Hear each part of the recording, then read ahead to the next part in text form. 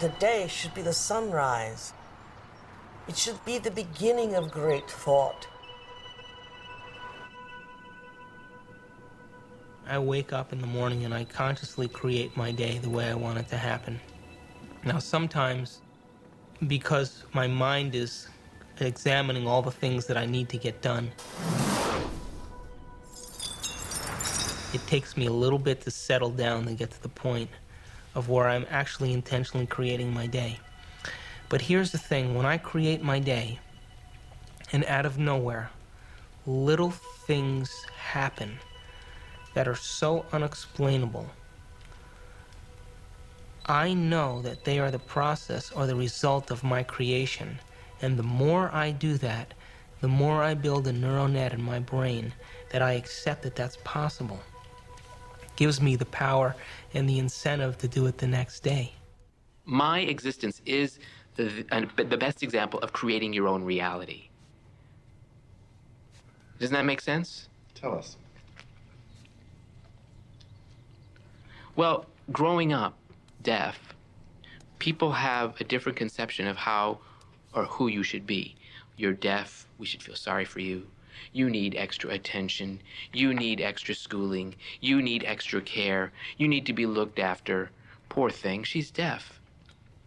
And for myself, I looked at it in a normal way. I had and decided I would have a happy childhood. And we all create our own realities. And we do that because we are the observer.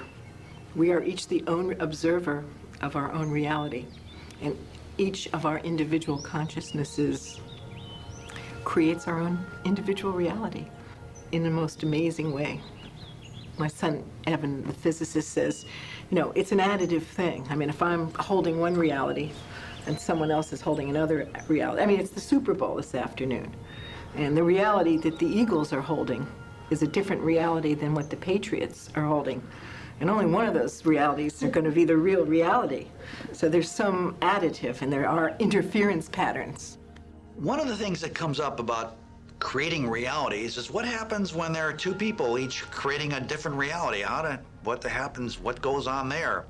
Well, the first thing to realize is that the idea that you create your own reality, if by you you mean that egoic person that you think is running your show creates your reality, it's probably wrong. It's probably not that you that's creating the reality at all.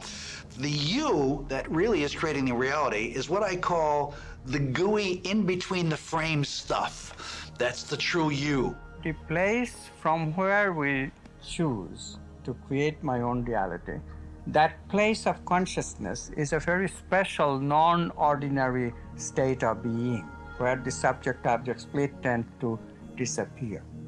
The samadhi or satori that I was telling you about. And it is from this non-ordinary state that I choose. And therefore, the ordinary exaltation of the New Ager also disappeared until it was forced to face the reality that there is really no free lunch. We have to meditate and reach this non-ordinary states of consciousness before we become the creator of our own reality. That took a while, but now I think finally people are recognizing that there is no shortcut, but the cut is not that long either. It's not that hard. It's not that hard. We have been engaging in creativity for a very long time. We have created a great amount of art, music, even science, great amount of it. So there are many people who are experienced with creative process that eventually leads to this discontinuous leap towards this non-ordinary state of consciousness. The connection between the quantum physicist and the ne'er-do-well on the street is that both of them have the power to create reality. One knows it, the other is ignorant of it.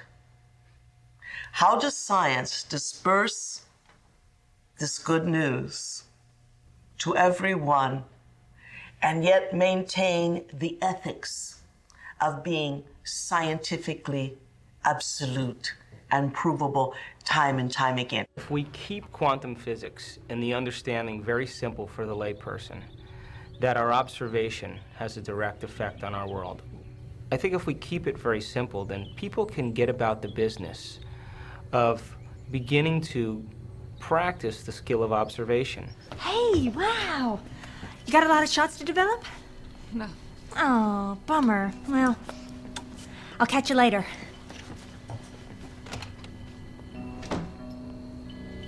See, the subatomic world responds to our observation, but the average person loses their attention span every 6 to 10 seconds per minute. So that doesn't leave a lot of room for our attention span. So how can the very large respond to someone who doesn't have the ability to even focus and concentrate?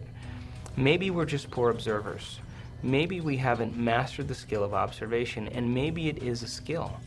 And maybe we're so addicted to the external world and so addicted to the stimulus and response to the external world that the brain is beginning to work out of response instead of out of creation.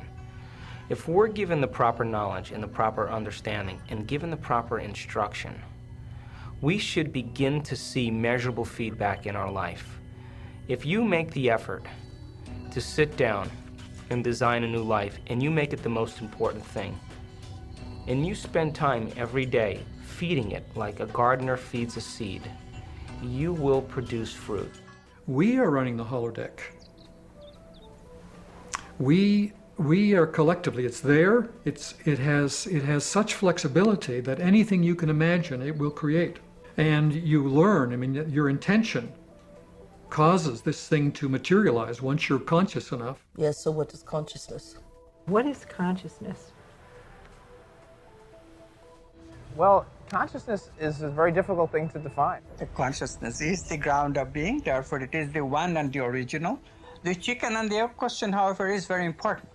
For example, how does this one consciousness become a subject-object split experience? What is consciousness? Where does it come from?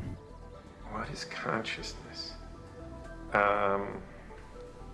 People have been trying to explain consciousness and try to figure out what exactly it is, what it means for us as human beings, why we even have it. On a simple way of defining it is it has to do with awareness, and in particular it has to do with awareness of the self. That's at least how we as human beings have self-consciousness, so that when we look in a mirror we recognize that it's ourselves that we're looking at and not some other person or some other animal. There's quantum coherence among proteins in the brain to give us the unitary nature of self, how we have only one sense of self in our brains, despite the fact that there are processes going on all over the place within the brain. Well, I mean, I'm going to give you an answer that you're not going to be happy with. And I'm not happy with it either. I just don't know what more to say about it at the moment. There is one can use all kinds of other words: awareness, self-awareness, sentience, feelings, what people call qualia in philosophy. These just seem to me synonyms for it. They're not elucidating what's going on at the bottom of it. Let it suffice to say this. I'm putting myself back on the border again. The phenomenon of consciousness seems to me one of the points at which the collision between the scientific worldview and various anti-scientific worldviews are going to be the most acute. And it's exactly for this reason that I think it's an enormously important phenomenon to think about. What is consciousness? Yeah. Well, I define consciousness according to Penrose's view. It's a particular type of self-collapse of the wave function. Now, as you know, things can be in superposition of multiple possible states or locations. That's quantum superposition, and that's the natural state in the quantum world. Now, we don't see that in our classical world. Why not? Well, one explanation is that conscious observation causes collapse. That's the Copenhagen interpretation. Another is that every superposition branches off and forms a new universe, the multiple worlds hypothesis. Another is that interaction of superposition with the environment causes decoherence. And the fourth possibility is that superpositions grow until they meet some kind of natural threshold inherent in nature, which causes them to convert from the quantum superposition state to the classical state. There's several types of these theories which are called objective reduction, an objective threshold for quantum state reduction. One is if the system grows too large. That's the Girardi-Rimini-Weber GRW theory. Another is Roger Penrose's idea that, well, first he starts with a question, what is superposition? And he says it's a separation in fundamental reality at the most basic level. So much like the multiple worlds view, the universe separates and begins to separate, but that these separations, or bubbles, if you will, in reality, at the most basic level, are unstable, and after a while will collapse to one or the other. And that this type of collapse, this type of objective reduction that occurs due to this instability in the separation of the universe is consciousness. And it can only happen in very special circumstances because you need a system that's isolated from the environment, so it has to be protected, so it doesn't decohere, and it has to be large enough to reach this threshold. The threshold is given by, it's inversely related to the size of the superposition. So something very small, like an electron superposition, if protected from decoherence, would take 10 million years to reach threshold, and then it would have a very dull, tiny moment of consciousness. Something very large will reach threshold quickly. And in the brain, we think that quantum computations occur which reach threshold roughly at 25 milliseconds. So 40 times a second, we have conscious moments, collapses, these self-collapses, in which the superpositions collapse to the classical world. And it's a process occurring at the most basic fundamental level of the universe, at the Planck scale, basically, connected to the brain by quantum computations occurring in our brains. What is your simple definition of consciousness? What is a simple definition of consciousness?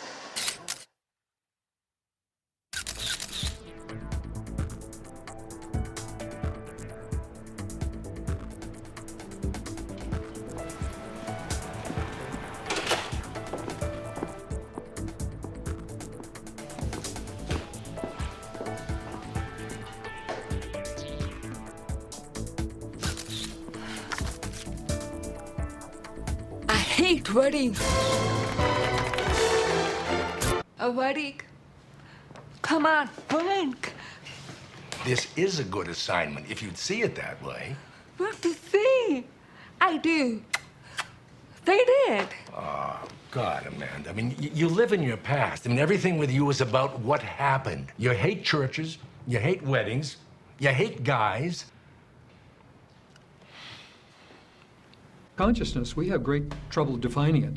To me, consciousness is a byproduct of spirit entering dense matter. But we have a long, long way to grow before we get to the stage where it is meaningful for us to ask the question, will we know God? Most people think of God as that great figure in the sky with the white beard who's scrutinizing the human race from above. They see us here on earth as in some form of neutral testing ground, where we're placed by God for a period, and God watches from above, registering the scores on his laptop as to whether we perform according to his designs or whether we're offending him, as it's put. An absolutely outrageous idea. How could we offend God, the type of God that people believe in? How could it matter so much to him? How could it, above all, matter that he would find it so serious a situation that he could condemn us to an eternity of suffering? These are bizarre ideas, but obviously they have a great hold on the fears and the limitations and the insecurities of people, which is why religion can play so effectively, whether deliberately or otherwise, on those insecurities. People fall into line very readily when they're threatened by these cosmic sentences of everlasting punishment. How in the Ten Commandments could we have possibly created a mind that could transcend space and time? No, we're too busy keeping our emotions in check to ever dream of infinite possibilities. And maybe that is the ultimate conspiracy. Even though a given person may have long ago thrown off the trappings of religion, they still live in the religious mold, and they don't even know it. but their whole conception of how reality works is all something that has been molded by religion. So until you get that out of your system, you can't ever make go of an evolutionary perspective. I mean, I had an incident once in Australia some years ago, and I was talking about the heaven and hell idea, and this young man of 20 years of age or so said to me, that was really interesting, but thank God, he said, thank God, I am not religious, he said. I said, is that so? And he said, yeah, I'm not religious. My parents had no belief, and I grew up without any beliefs at all. And he had told me the previous day that his father had died when he was 8 years old. So I said, do you mind me asking, where did they tell you your father went when he died? He said, well, they told me he went to heaven. I said, that sounds suspiciously like a religious view to me. And I went down through the 20 things or so, belief in right or wrong, retribution for good and bad deeds, etc. And on every single one of them, he passed with flying colors as a person with a profoundly religious outlook on reality. He was never in a church in his life, synagogue or mosque, but a perfect religious person. Religion gets you off the hook of living it. It becomes, for example, religion does not have eminent domain over God. Religion is simply the study of God, the mystery of God, and then endeavoring to take from scraps of people all of that interpretation and put it in, well, it must mean this, and so we're going to fast today, and we're going to cover ourselves up, we're going to uncover ourselves up, and if we do this, this is what God is pleased about. But that's just hogwash. And so pleasing God gets us off of the hook of living. I mean, the very fact that we had to have somebody die for our sins is sort of a ripoff, don't you think? I mean, I think we already really should have had the privilege of living out our own sins and by virtue of experience be enriched with wisdom because of them. And I don't see how evolution and how we could ever grow and become astounding beings unless we are fraught with the blight of experience that is bad and harmful and all those things, because only then have we really achieved the wisdom that allows us to understand everybody. One of the problems with organized religions is that there is this sense of separateness, that it's only good to be a Protestant, or that people who are Catholics are the only people who know the way. And I think now our current understanding of quantum physics is this understanding of complete unity, and so that we have to derive our spirituality from a sense of unity. I use the pun fundamental with a hyphen to mean the fundamental level of the universe, because at the most basic level, there's a mentality at this most basic level. So, fundamental religions that focus on only their approach to the exclusion of others and are self-righteous and dogmatic, I think is a very bad thing. The method in science is to produce a conjecture about reality, and then you set out hammer and tongs to disprove it. In that process, you will be able to strip away the accretions and the peripherals and hopefully get at a core that's hard and fast. And as somebody said yesterday here at the conference, 90% of new knowledge is going to the garbage bin in a few years anyway, and that's the way it ought to be. Now, the single exception to that in the field of human endeavor has been religion, because religion says, we have all the truth already, right from day one, and therefore it can't ever change. Therefore, we can't set out to refute it. And because it has never set out to refute the peripheral aspects of its presuppositions, religion has become more and more irrelevant to the evolution of human thought. Mustard seed. This parable is a brilliant parable to an age in which there was no science. So he says to his disciples that the kingdom of heaven is not in the sky. And look, many will say that it is here, it is there. But in reality, he said, all right, a mustard seed is the tiniest of seeds. The kingdom of heaven. And what does that mean? It means who we really are and where we have our eternalness. where we have our alwaysness, where we have always been and always will be, that self is smaller than a mustard seed, and that the kingdom to which God lives is as small.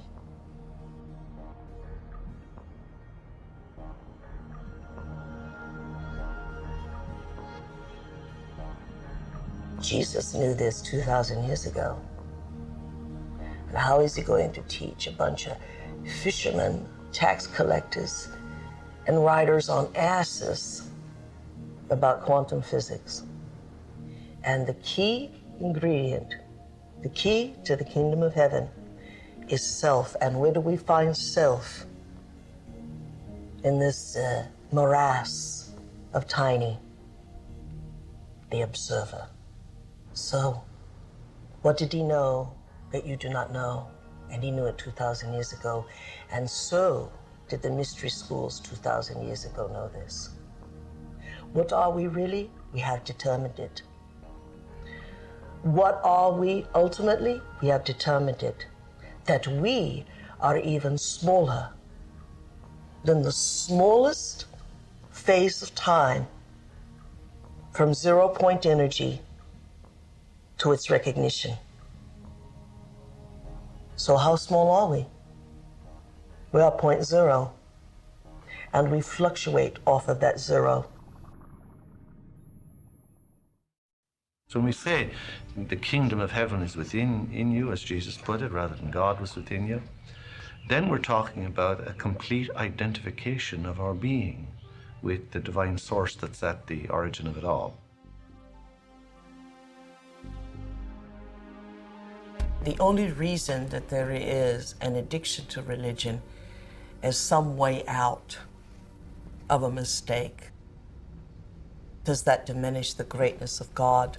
No, it actually opens the corral and lets God be eternal, absolute.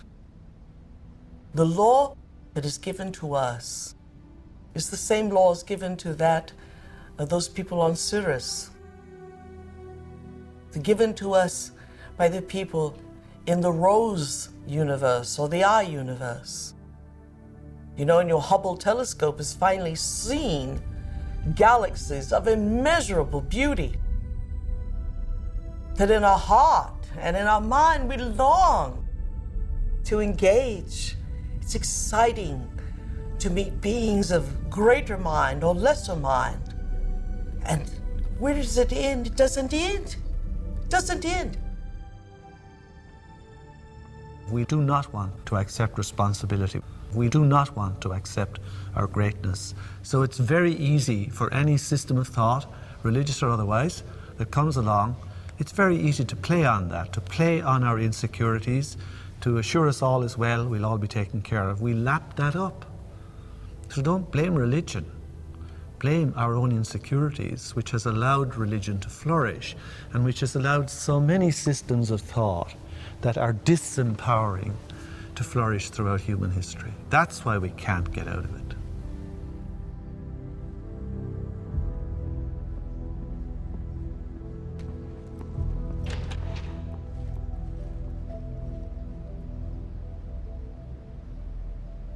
I now present to you Mr. and Mrs. Richard Buck Filipowski.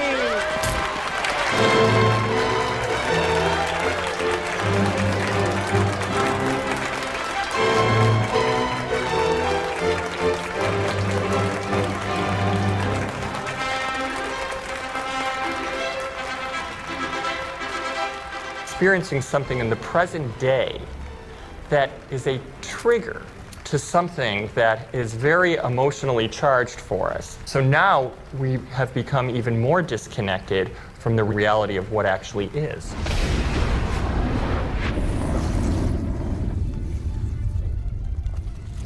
The new dream, like a thunderstorm in our brain, and its electrical strikes through our synaptic skies to the earth of our being, creates a chemical cascade in our body that prepares our body for conquest, achievement, a relishing experience emotionally. But we would have no conquest. Indeed, we would have no relishment if we had not first had that hologram and those chemicals that made us, or rather changed us, from being fearful entities into fearless entities after a dream.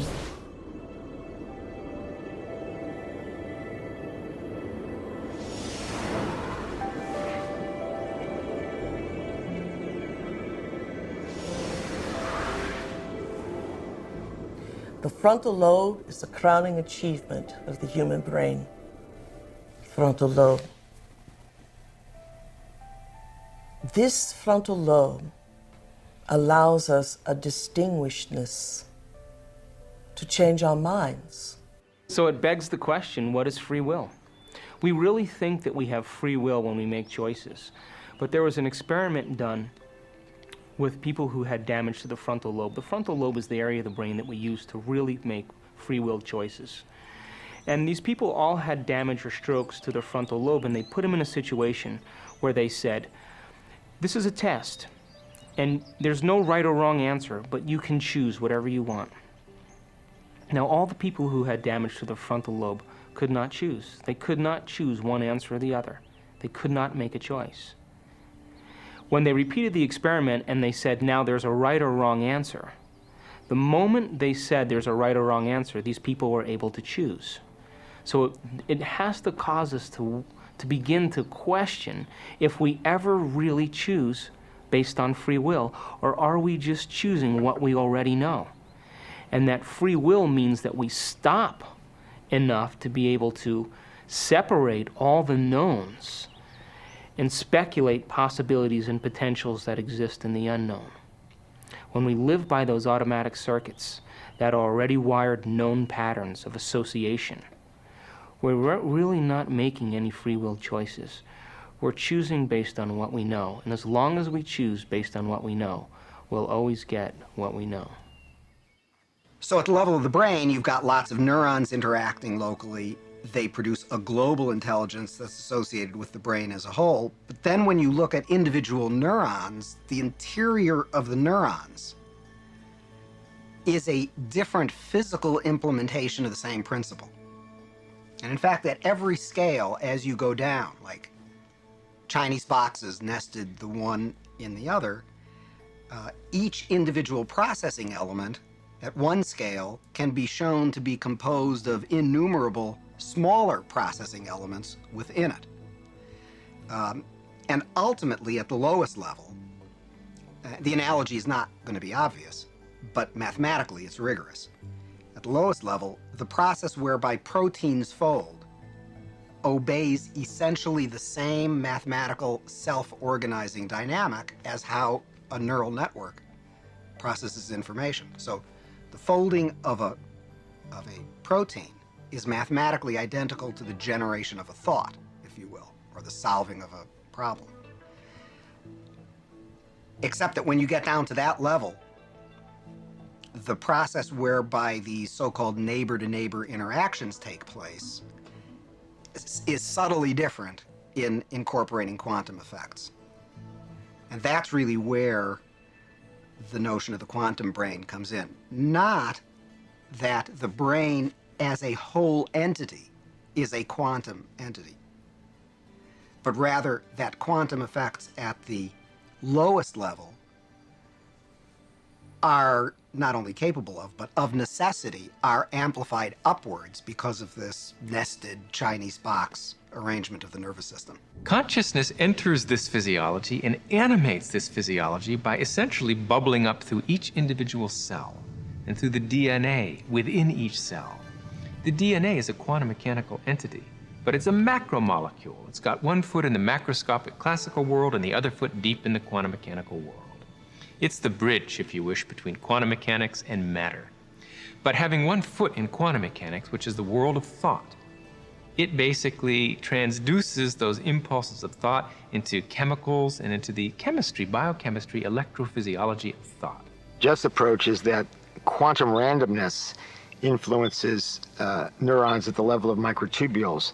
And I would say that it's more than that. I would say that quantum effects act in concert, coherently, more globally in the brain, that we may have macroscopic quantum states throughout large regions, if not the whole brain, that are basically identified with or influence consciousness. You go down a level of neural networks, then to neurons, and inside the neurons to the microtubules, which are acting as quantum computers. And then you look at the individual components of the microtubule, which is a protein which changes its shape like that. So on, off, yes, no, 1 or 0, however you want to make a computer analogy. And that is the bit, the fundamental bit inside neurons, inside cells that controls what's going on. Now that in turn is controlled by their little pockets inside the proteins in which electrons are free to roam. They're non-polars, so they're able to roam. And if they're in one position, say an electron here and here, the protein's open. If it's here and here, it's closed. So the movements of these individual electrons, which are governed by what are called van der Waals forces, control the state of the protein, which in turn computes in the microtubule, which in turn controls the neuron, which in turn leads to the brain functioning as a whole. Well, the electron movement of these van der Waals forces are also related to the quantum field and the zero-point energies in the quantum vacuum. Through the workings of the nervous system and the particular way that it implements quantum effects. Very distinct, specific way, not general, not fuzzy, not imprecise. That it absolutely does open the door for free will being a possibility that does not violate modern scientific tenets, and that's consistent to a certain extent with people's subjective impression that we do have free will. What separates us from all other species is the ratio of our frontal lobe to the rest of the brain. The frontal lobe is an area of the brain that's responsible for firm intention, for decision making, for regulating behavior, for inspiration. It is the seat of what causes us to take information from our environment and process it and store it in our brain to make decisions or choices that are different than the decisions and choices that we've made in the past. Free will resides in our frontal cortex, and we can train ourselves to make more intelligent choices and to be conscious of the choices we're making. Most people use very little bit of their frontal lobe, so most people already have a lobotomy, and most people don't really pay attention. So everybody has ADD. And the result of it is it's easier to use the already wired circuits and the stimulus and chemistry that's involved with using those automatic circuits than to stop those circuits and begin to look at possibilities and potentials. So the point is that when we're using those automatic programs that are already wired, they take place in the rest of the brain.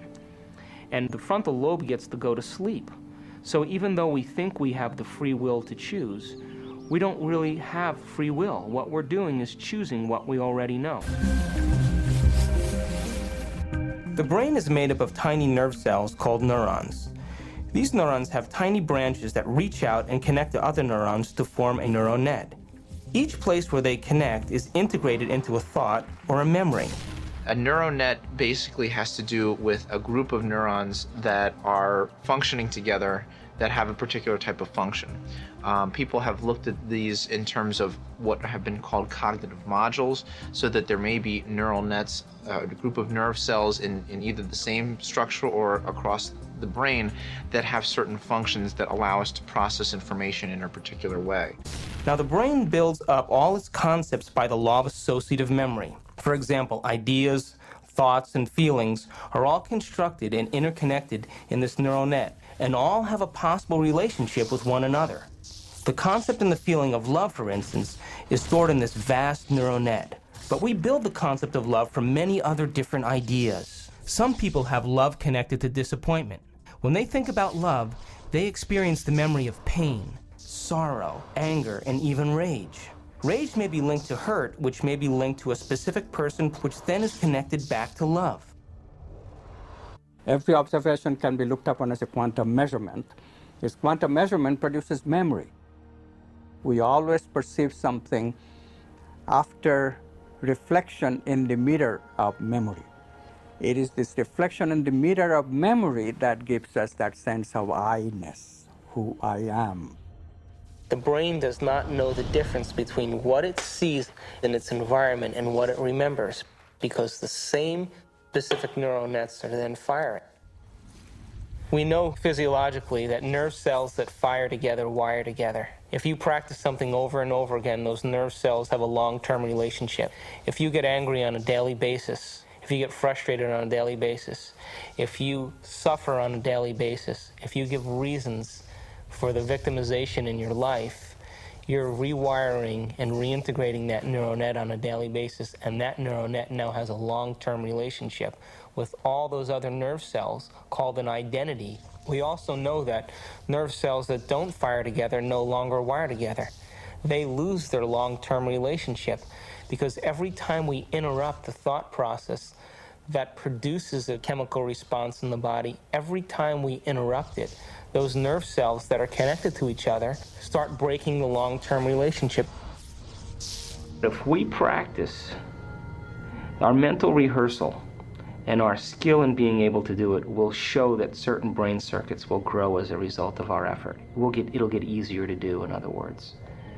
If we accept that idea, then it will allow us to go back the next day and do it with more certainty and with more acceptance. That in itself is no different than praying. You see, there's no religious text that says thought doesn't matter. There's no religious text that doesn't say your prayer and your intention shouldn't be answered by God. But explaining how that happens is what quantum physics and the observer is all about. But still, when we can make thought more real than anything else, our brain is designed to do that. The frontal lobe, with its enormous space, is the altar in which we place a thought. And it gives us the permission to hold the thought for an extended period of time, and it lowers the volume to the external stimuli. We lose track of time and space. That's the moment we're stepping into the quantum field. That's the moment that now we're making thought more real than anything else. Do you have any favorite rabbit holes? Well, you can start with the brain, and most people look at the brain operating as a neural network, as a bunch of neurons, 100 billion or however many, talking to each other like nodes or switches in a computer, with synapses being the switches. And that gives rise to consciousness. I don't think that can explain consciousness. I mean, the brain is meat, so, and it's not the mind. Meat of the human nervous system has the remarkable capability of reflecting consciousness because it is so designed. It doesn't create consciousness, it reflects it, which gives us a unique advantage over other objects like rocks, which appear so inert because they don't have this ability to reflect what is there at the deeper levels of nature, which is pervasive consciousness. So I feel like, God exists not so much in the brain as in the body-mind throughout our entire psychosomatic network. But if I were going to choose the most interesting piece, it would have to be the place of highest evolution, once again, the frontal cortex. And you really see this very methodical development of more and more frontal cortex as you progress up the evolutionary scale. And another role of the frontal cortex is, I don't want to say suppress emotions, but kind of slow down the choices around it. Well, consciousness is the tip of the iceberg in the brain because most of what the brain does is subconscious or proto-conscious or pre-conscious, and only a small part of the brain is involved in actual consciousness at any one time. But the rest of it is important for the latitude of the possibilities of consciousness. Why is understanding all the stuff about the brain important? Well, studying the brain isn't important. Studying consciousness through the brain to produce mind is important. When we can understand the functioning brain, or a brain in action, or a brain in motion, we call that mind. And when we can gather information, for example, when a person is anxious and their basal ganglion on a brain scan is hot because their idle is running high, or a person who has problems concentrating that their frontal lobe doesn't work, it gives us enough information to tell us when a person's brain isn't working, they're not working. It's the bottom line. So the brain is the instrument that we use to facilitate consciousness on this level to produce mind to be able to learn and evolve. And we can talk about, you know, we're just a piece of meat. And we can talk about this as being an illusion, but you see, we're not evolved to that point to be able to embrace that understanding, because we still experience cold, we still experience pain, we still experience sensation and hunger, and it's not an illusion because we haven't gotten the training to be able to manipulate reality to that extent. That's something way down the line. But we're just beginning to stand up and accept an unconventional point of view. And that unconventional point of view gives people the opportunity to step outside the boundaries of the way they which they routinely and automatically fire those circuits. We are physically, chemically, emotional human beings. That's not a bad thing. It only becomes a limitation when we keep accessing those same emotions and those same attitudes on a daily basis and go nowhere in terms of our change or evolution in our life. All right, now it's time for the kick-ass party. And you know it's open bar, right? Yeah, and there ain't nothing like a repressed Catholic girl once you get a few drinks into her. How can we say that we have lived fully every day? By simply experiencing the same emotions that we're addicted to every day. What we're actually saying is, I have to reconfirm who I am and my personality is. I have to do this, I have to go here, I have to be that. A master is quite a different cat. It is one that sees the day as an opportunity in time to create avenues of reality and emotions that are unborn, of realities that are unborn, that the day becomes a fertilization of infinite tomorrows. Ultimately, the brain becomes hardwired. And then to think outside the box the way those neurons are connected really takes quite an enormous amount of effort, because it challenges your own personal beliefs and perceptions, it challenges your relationships with other people, it challenges even your emotional agreements. And so people have agreements with people and things and places and times and events, and all those agreements have some chemical makeup that supports who they are as an individual, as an identity, as a personality. A hard question to answer is how all of these little molecular events play into a personality. If you've seen your own brain scan, it's kind of depressing. You see many different areas of the personality, each with their own electrical activity that seems to have no coordination. It's like a symphony with no conductor. But all of a sudden, if the conductor steps up to the plate, the whole brain would function in unity, in coherence. That's a properly functioning brain. There's a part of the brain called the hypothalamus. And the hypothalamus is like a little mini factory, and it is a place that assembles certain chemicals that matches certain emotions that we experience. Those particular chemicals are called peptides. They're small chain amino acid sequences. The body's basically a carbon unit that makes about 20 different amino acids all together to formulate its physical structure. The hypothalamus is actually a structure that's a little bit more right below the thalamus, usually right in this area here. It's a little bit, you can see it as a little bit of a yellow area, and a little later on we'll show how it turns on during these experiences. But the hypothalamus is a main controller of body functions. It regulates all of our basic body functions, heart rate, blood pressure. It helps to regulate most of our hormones, including our sex hormones, stress hormones, and so forth. It helps to regulate our immune function, and it is the key regulator of the autonomic nervous system. In the hypothalamus, we take small chain proteins called peptides, and we assemble them into certain neuropeptides or neurohormones that match the emotional states that we experience on a daily basis. So there's chemicals for anger, and there's chemicals for sadness, and there's chemicals for victimization. There's chemicals for lust. There's a chemical that matches every emotional state that we experience. And the moment that we experience that emotional state in our body or in our brain, that hypothalamus will immediately assemble the peptide that then releases it through the pituitary into the bloodstream. The moment it makes it into the bloodstream, it finds its way to different centers or different parts of the body. Now, every single cell in the body has these receptors on the outside. And one cell can have thousands of receptors studding its surface, kind of opening up to the outside world. And when a peptide docks on a cell, it literally, like a key going into a lock, sits on the receptor surface and attaches to it and kind of moves the receptor, and kind of like a doorbell buzzing, sends a signal into the cell. It's party time!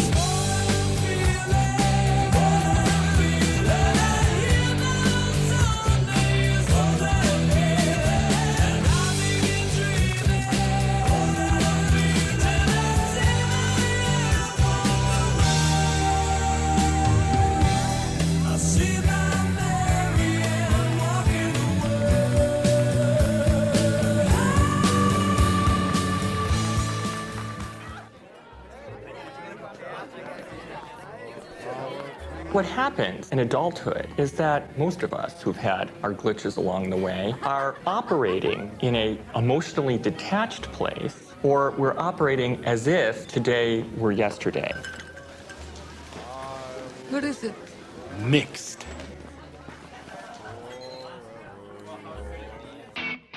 Sign of boredom is a sign to change.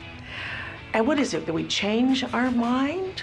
We change where our observer sits in our brain that begins to fire new neurons, which the rabbit hole is like a wormhole that loops us into a new neural net in the brain that's already there, by the way, that now we're gonna start living our life from this point of view. And in this point of view, we have never knew what it was to get over guilt by changing our past. That's a new one. And that the promise of our new mind beckons us to new feelings and emotions we've never experienced. I mean, what would it be like? We can only imagine the absolute plethora of possibilities that exist beyond our boredom. Change in itself means then that we have to abandon our old self. It means that we have to leave behind our identity and begin to speculate who we could be. To change means modifying our behavior enough so that it's permanent. So if somebody is characteristically responding in the same way over and over again, and that person wants to change the way that they're responding, it requires looking at the problem on several different levels. Sometimes it requires understanding that emotional pattern and connecting the parts of the nervous system that are about emotional survival and cognitive appraisal, and working through the emotional stuckness. That's why I suppose there's so many different types of therapies. There's therapies that are geared more at looking at emotions, more at looking at cognitions, more looking at behavioral ways you can help yourself to get out of a pattern. But I think, again, looking at the human organism as every living system as an integrated whole, that if there are ways of integrating cognition, emotion, behavior, physiology in your approach to change, then that's what's ultimately going to be most helpful. And there are a variety of techniques that can help a person to do that.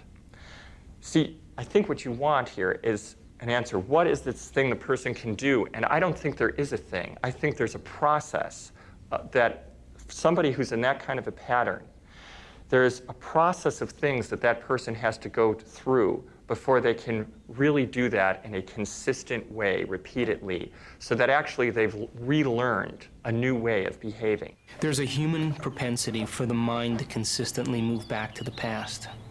That's a natural mechanism that's been developed over eons. When we have a new experience, whatever that experience is, that experience allows circuits and connections in the brain to begin to formulate. As those connections formulate, they release chemicals, and those chemicals make a feeling. So emotions and feelings are the end product of every experience.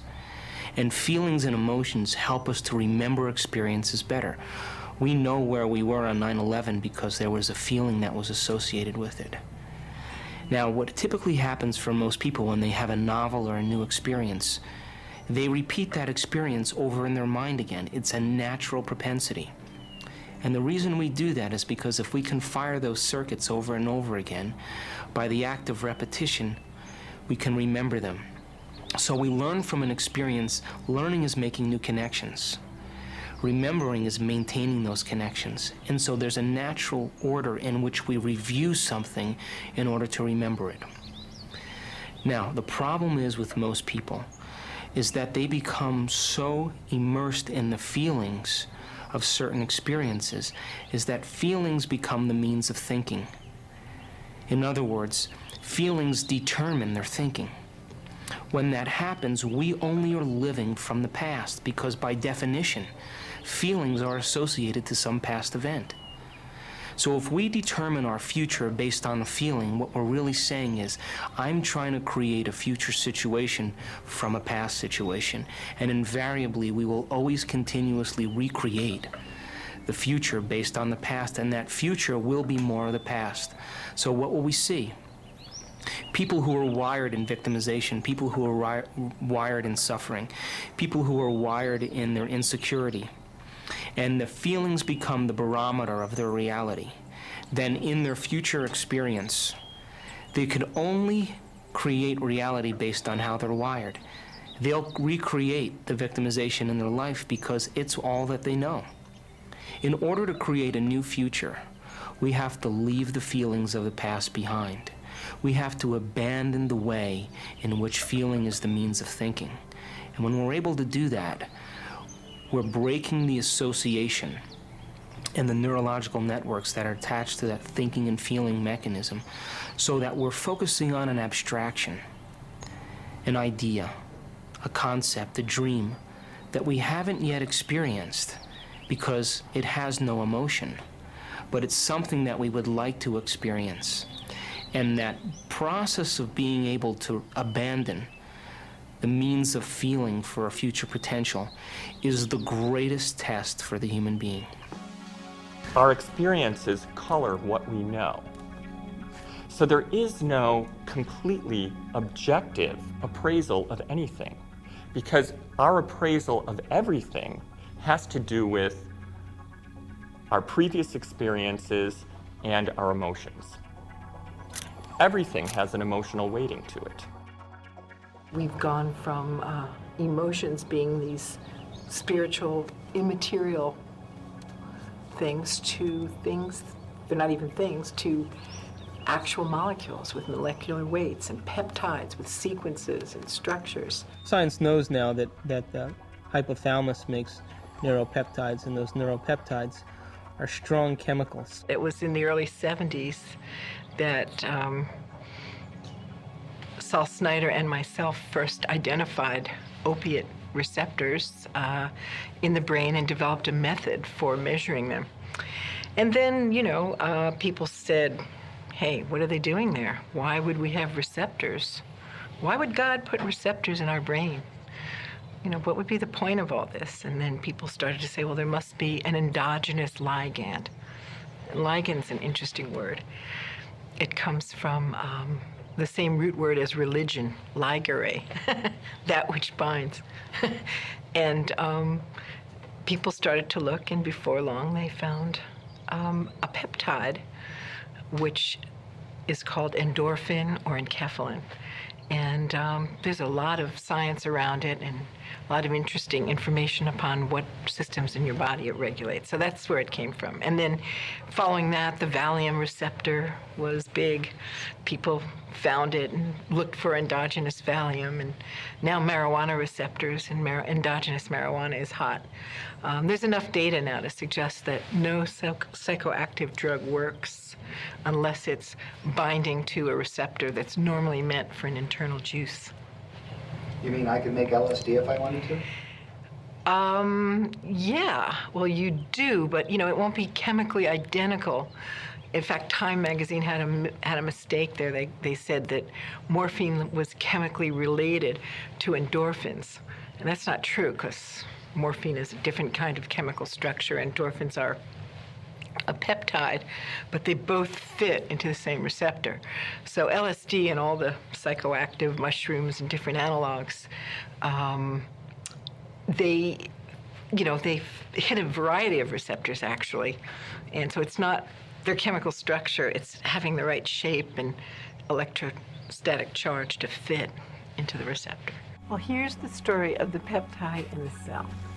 The peptides find the receptors and dock onto them and stay attached, and they come off, and then they can come back on again, and while they're there, they are changing the cell. A receptor that has a peptide sitting in it sets off a whole cascade of biochemical events, some of which changes the nucleus of the cell. One of the sources of evidence that the molecules of emotion are the molecules of emotion is we have the same identical molecules in the simplest, even one-celled creatures. And so emotions are preserved throughout evolution. I mean, endorphins are in yeast and tetrahymena, simple one-celled organisms. So pleasure is so basic, and we were designed to run on pleasure. I think we're addicted to pleasure, and our brain is set up to record pleasure and seek pleasure. And that's the final endpoint, is to find pleasure and avoid pain. And that's what drives human evolution. I'm hungry. The cells are yelling up to the brain saying, hungry! We haven't gotten our fix today. And it's going to start sending impressions to the brain, and the brain is going to start to formulate imagery. It's going to sound like voices in our head. I'm hungry. To think of a reason why we should be depressed. Think of a reason why we should be confused. Think of a reason for our own suffering. And the body is going to be telling the brain that it's not getting its chemical needs met. And so the brain will then activate and start going to our past situations and flashing pictures to our frontal lobe. Oh yeah! We've commandeered an entire serving plant!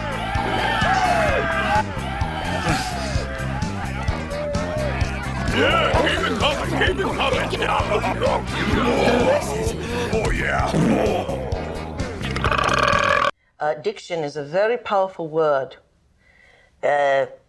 Is a very powerful word today, and I conclude that it is one of the most important words of all ages, because it fits into the concept of regeneration into enlightenment. And unless we understand addictions, no one here or in your audience will ever understand their own bodies. So you tell me what your modern word means.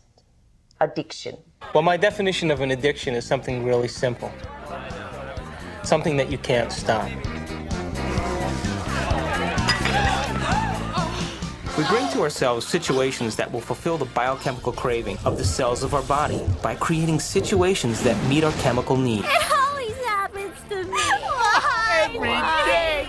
So my definition really means that if you can't control your emotional state, you must be addicted to it. Oh, this ruins everything. The people that we really love are people who are willing to share our emotional needs, our feelings, whatever they are. Whether they are sexual, whether they are victimized, poor me, poor you, whether they are power, you need somebody to control you so you feel like you're in control. when I talk about being addicted to emotions and being addicted to chemistry, most people don't even know that they don't even know that they're addicted to their emotions, because that's just the normal way of being. But that describes humanity. Don't dip your half-eaten shrimp back into the cocktail sauce. Everyone is addicted. I don't care who they are. And they're addicted because they've never had anything better to replace what they are addicted to and have a reason to wake up every morning to live for. The man who is addicted to power gets up every moment and he drives things that show his power. Don't dip your half-eaten. He has to have a lot of people to feed off of, to suppress, to order around, in order to feel worthy. Because he does not feel worthy. He needs the emotions to feel worthy. Screw you and your health coach. I am the bride's sister. I'll stick my ass in the cocktail sauce if I damn well please. I want you to get out there and serve, make sure everybody has a full bag. My husband, Dr. Agu Pert, who has spent a lot of time thinking about addiction, and his work has shown that so much of addiction is really learning, and it's really ironic that things that seem unpleasant, like anger, to me, I don't like being in an angry state. I don't enjoy it. But through a learning procedure, even the weirdest things can start to be reinforcing and pleasant, and you want to repeat them. So you can become addicted to anger. You can be addicted to a state of starvation that isn't normally pleasant. You can get addicted to anything, and it's really through the principles of learning that we get addicted, where we have these internal juices. Certainly the endorphins are one, and it's been shown that the endorphins reinforce or mediate, pleasure that leads you to repeat a given behavior. But obviously there's other peptides and other substances involved in something so important. So we can learn through addiction to seek out any emotional state. What about people who are addicted to heroin, to marijuana? Well, they all do different chemistries in the brain.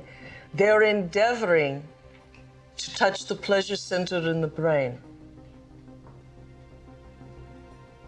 That is not what our brain was meant to do. So people reinvent experiences in their brain by distributing the same chemicals, the same feeling, the experience, and the redemption. Observations that are carried out in a way that they were previously carried out over and over again in a repetitive sense. So it gets to a point where we don't see the role of our observations anymore because they become habitual. It's kind of like being an addict to something. You lose the power of observation. When you regain the power of observation, you can see that by your choices, you can actually alter, restrain, or change what you see out there. You won't do anything about it. Me show you what women want.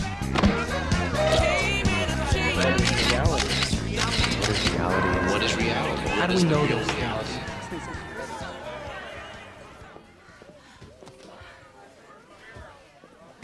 They have taken laboratory animals and they've hooked up electrodes in certain parts of their brain that produce those neuropeptides.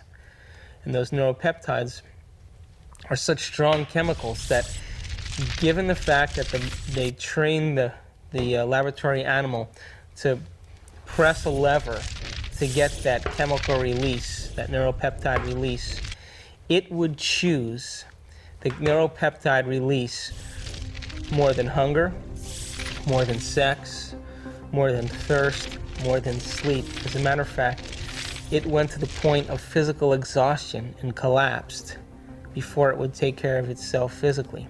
And that's really what stress does to our body. We become so addicted to the stress in our lives that we can't quit our job, even though it doesn't serve us. We can't leave our relationship because it doesn't serve us. We can't make choices because the stimulus and the responses produce the chemistry that clouds our choices And we're no different than the dog who lacks its ability to make choices because of its smaller frontal lobe. So how can anyone really say they're in love with a specific person, for example? They're only in love with the anticipation of the emotions they're addicted to. Because the same person could fall out of favor the next week by not complying.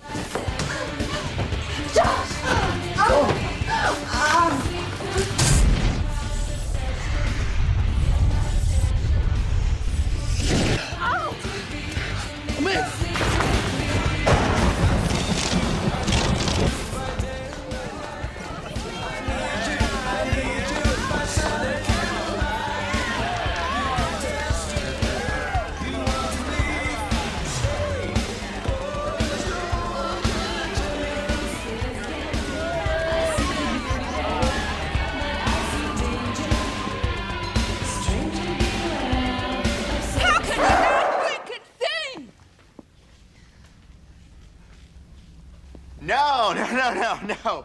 You got the punchline wrong. It's a photographer's joke. Go on about your music?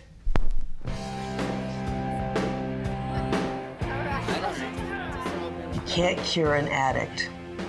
You give an addict everything they want and then they ask for no more. That is when we have owned an experience. And that is when we are wise. Couple that with indeed new revenues to the mind, and revenues to the mind is knowledge. And from knowledge, it's like building blocks. We build new holograms and we create a new storm. And in that new storm, we create realities in which unknown feelings, indeed unknown emotions shall exist. Are you okay? Right, I thought that couldn't be some girl. When? Now. I was with the groom. Hey, I can reach you. I was with the groom just now. Yeah, he loves Paulette. Where?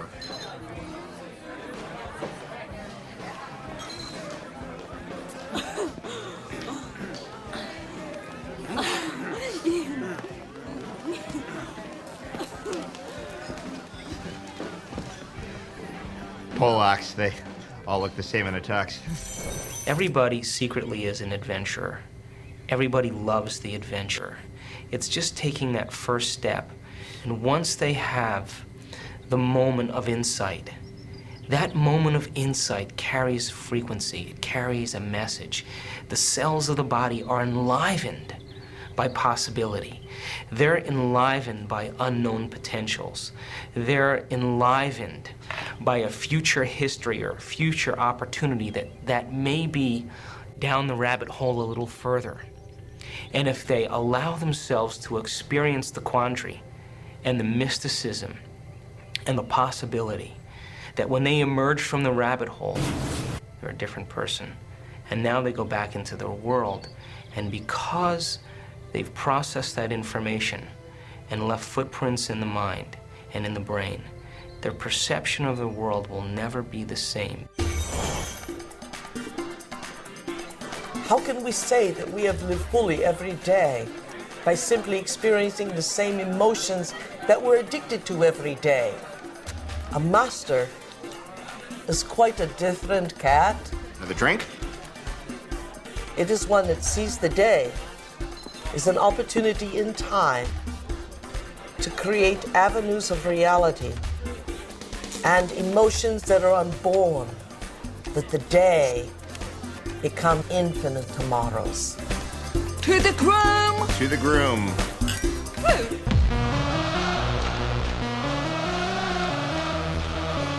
What's up, guys? What's up, man? Hello. What do we need? Some boxes. Put out. Yeah, baby. Yes, it's a psychosomatic network, and yes, some of us, you know, particularly adolescent boys, are, you know, under the control of lower centers.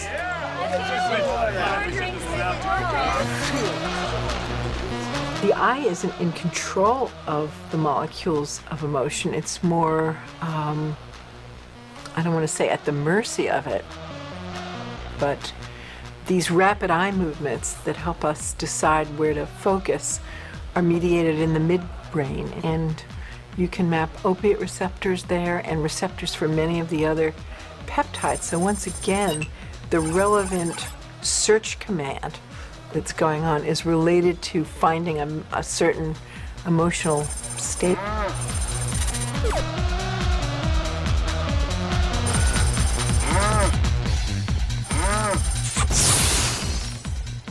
The animal or the human being who gets involved in that mating ritual then ultimately can connect with another person or another member of their species so that they can actually procreate and have more animals. Oh gosh. She wouldn't fall for me, no. Oh, mama! Woo!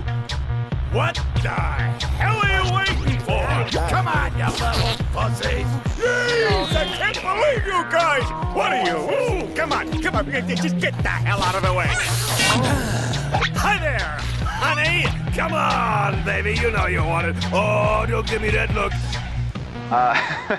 As far as, you know, when you look at human beings, and when you think about our mating rituals, I mean, without trying to be too overly scientific looking at it, but we have a lot of the same kinds of rituals that animals have. When you go to find a mate, you go to a dance, or you go to a place where there's a lot of music, where there's movement, where there's rhythms, where there's sound, where there's a lot of stimulation, and you may take in substances like alcohol or things like that, which will affect the brain in certain ways. And by doing all of those things, what you're really doing is allowing yourself to come together with another person so that you can ultimately go on to have more people.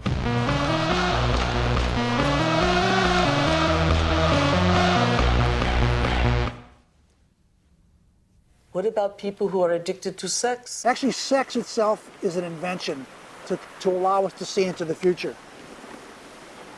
Think about that for a while.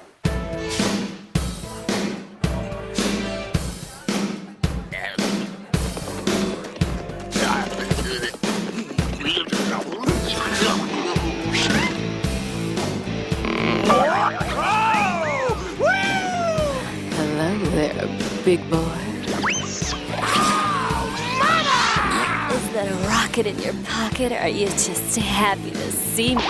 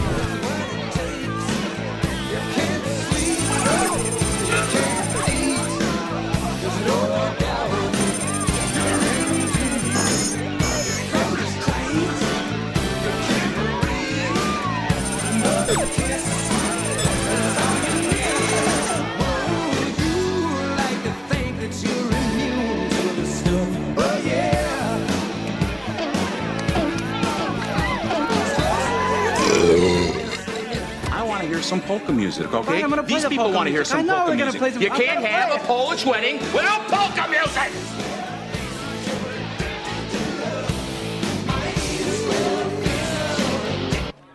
No, would you leave it alone? Keep your How can you have a Polish wedding without any Polish music? your hands off my equipment!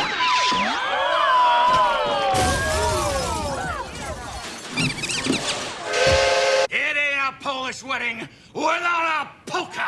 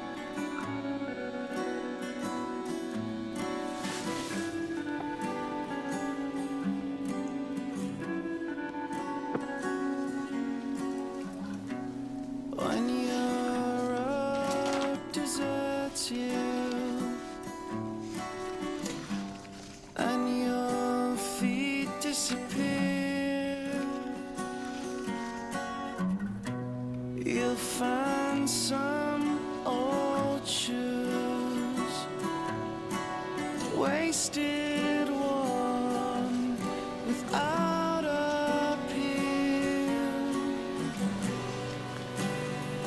Where will you go from here? Our mind literally creates our body. But it all starts in the cell. And who gives the cells the order? The orders come from the neural net in our brains, which are based on the experiences and information that we've logged in there.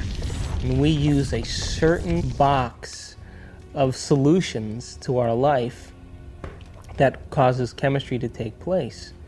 So in order for us to change the chemistry, we would literally have to change the neural net, which means we'd have to change our identity, which means we'd have to change our attitude, or change the way in which we interact with our environment. And every time we keep being the same person and keep experiencing the same attitudes, all we're doing is reinforcing ourselves as our identity. I once did a little gig in a women's prison they're all heroin addicts, and by teaching them that they have receptors for the heroin, and that the more heroin that they take, their ability to make their own internal endorphins, their own internal heroin, basically starts to decline. And then the receptors start to become subsensitive, or there's actually less of them. So there's these actual changes, and then this new information about how less brain cells are being made, so that people get kind of, in all addictions, they get stuck in old patterns. The person's mental life becomes dominated by pain, such that everything that they perceive is colored by the pain, and sometimes every way that they react and everything that they do becomes all about their pain. One of the things about receptors is they change in their sensitivity.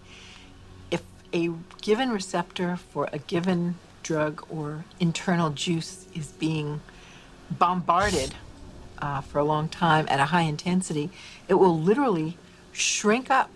There will be less of them, or it will be hooked up in such a way that it is desensitized or downregulated. So the same amount of drug or internal juice will elicit a much smaller response.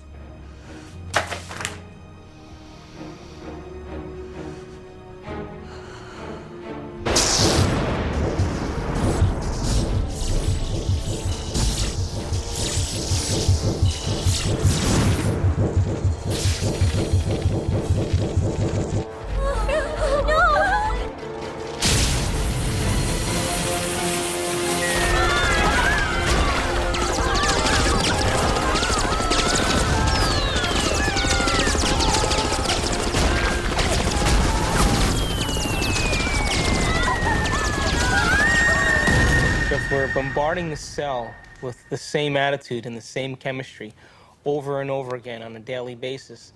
When that cell finally decides to divide, when it produces a sister cell or a daughter cell, that next cell will have more receptor sites for those particular emotional neuropeptides and less receptor sites for vitamins, minerals, nutrients, fluid exchange, or even the release of waste products or toxins. Now, all aging is a result of improper protein production. What happens when we age? Our skin loses elasticity. Well, elastin is a protein. What happens to our enzymes? We don't digest as well. What happens to our synovial fluid? Those are proteins. They become brittle and stiff. What happens to our bones? They become thin. So all aging is a result of improper protein production. So then the question arises, does it really matter what we eat? And does nutrition really have an effect if the cell doesn't even have the receptor sites after 20 years of emotional abuse to even receive or to let in the nutrients that are necessary for its health?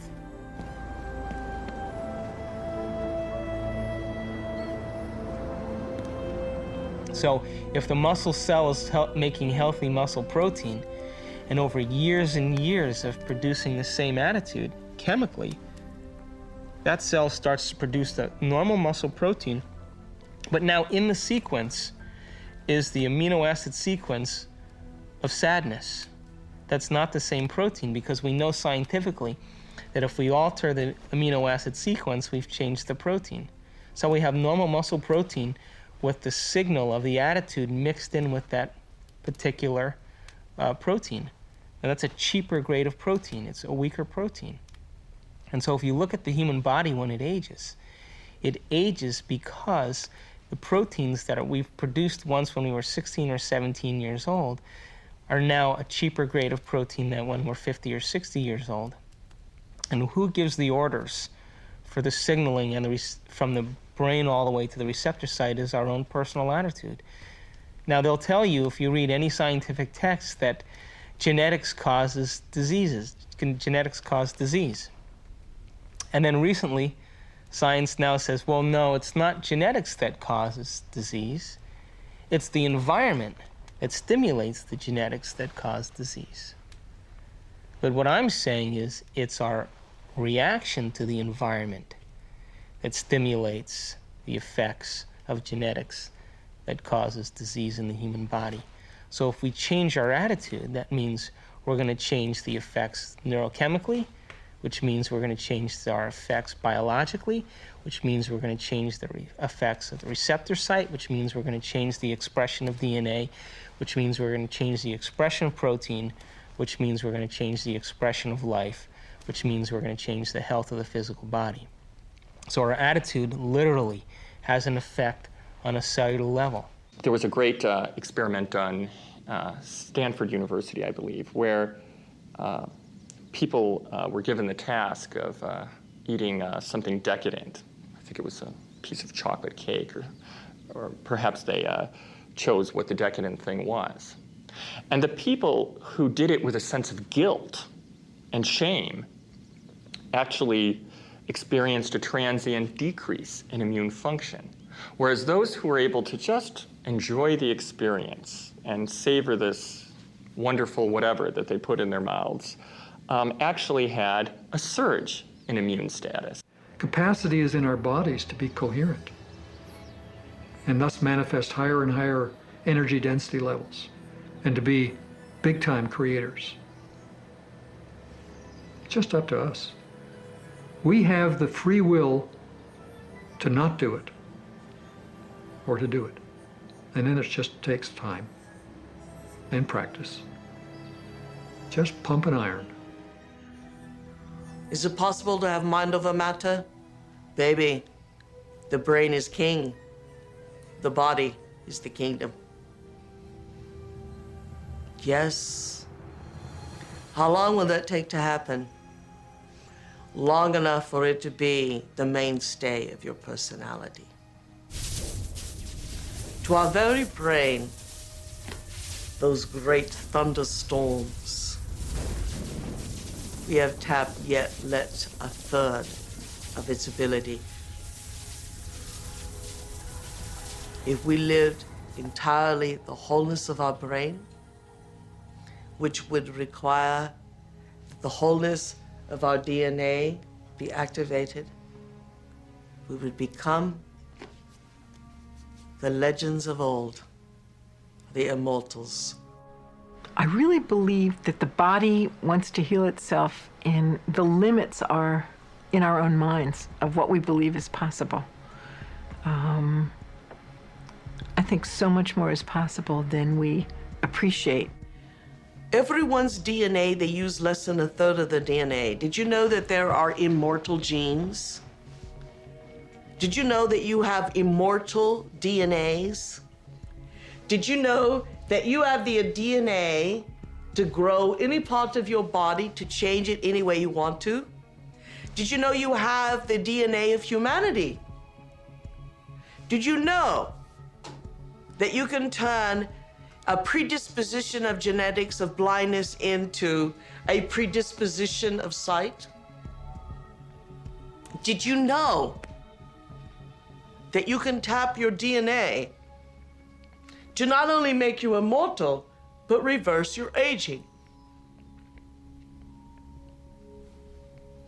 Do your genes have that? Yes, they do. It's what gene fingerprinting is all about in its infantile stages. But it's embarrassing when we really know it. Because the great question is, well, if I have an immortal gene, how come I'm not immortal? Why in the is it still there? You can edit that out if you wish. Gotcha. Or you can leave it in according to the maturity of the audience. But I'm certain I have said nothing new under the sun, Horatio. You know why? Because you focus only on your emotional means to an end. So your DNA holds what is replicant in you to an experience. You have never gone outside of yourself to create the experience of yourself. Here's how a intellectual realization can change your body. A sudden new concept, creating an aha, can classically translate to nerve impulses in the hypothalamus, which then cause various different peptides to be released from the pituitary gland, which then circulate through the bloodstream and have the potential to reach every cell in the body, where, by acting on receptors, they can affect change. And that's a classical view. But I think there's another view that can happen not instead of, but in addition to. Our brain is constantly being surveyed by little white cells, that, for lack of a better word, we can call them cells of the immune system, but we're not sure how many of these are stem cells. And they're constantly passing through, and at the same time we have this sudden realization we may imprint an act and set off a cascade of molecular changes in these surveillance cells, and then the surveillance cell may set up residence in the brain and continue to change the brain. So it's not just that the brain changes the body. I mean, the thought process itself changes the thought process. I mean, what we think affects what we will think later, and what we believe becomes true.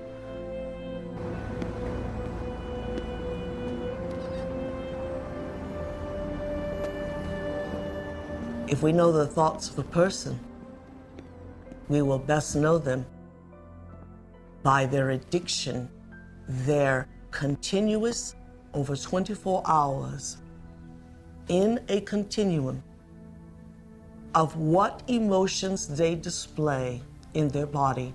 We shall know their thoughts.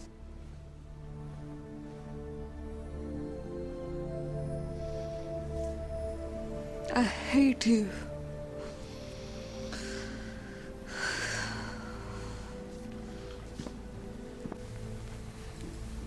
We never, ever reincarnate to the I love you so much people. We always reincarnate to the situations of why we hate ourselves.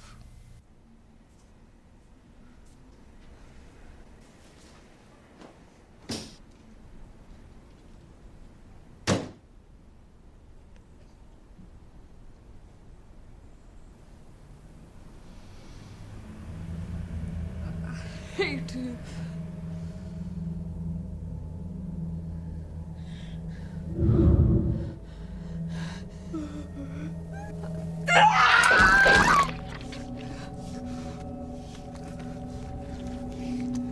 You idiot! You suck! Look at you! You're ugly! You're wood! Nothing! You get it all! I hate you!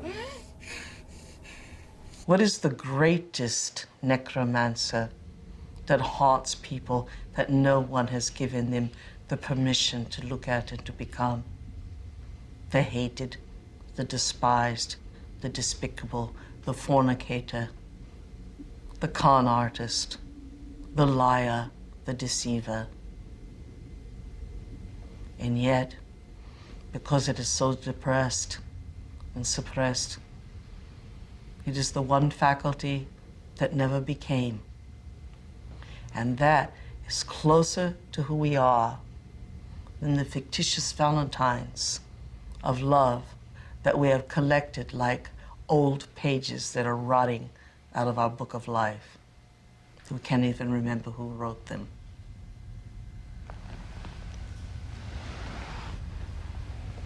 So does hate of self, self-incrimination, bring us nearer to a vassal called truth? Yes, it does. Because it tells us who we really are. Because that's the one aspect of ourselves that we have never, ever been able to adorn. And unless we analogically become that, we cannot succeed to the throne of enlightenment.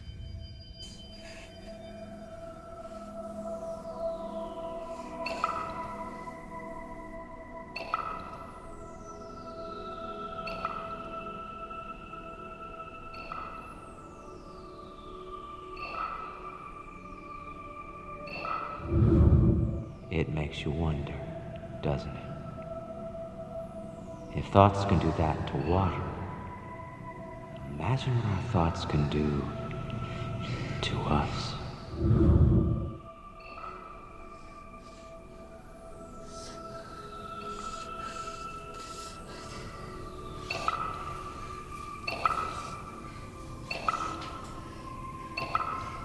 The person who has another urge inside of them that they're clearly interested in something else.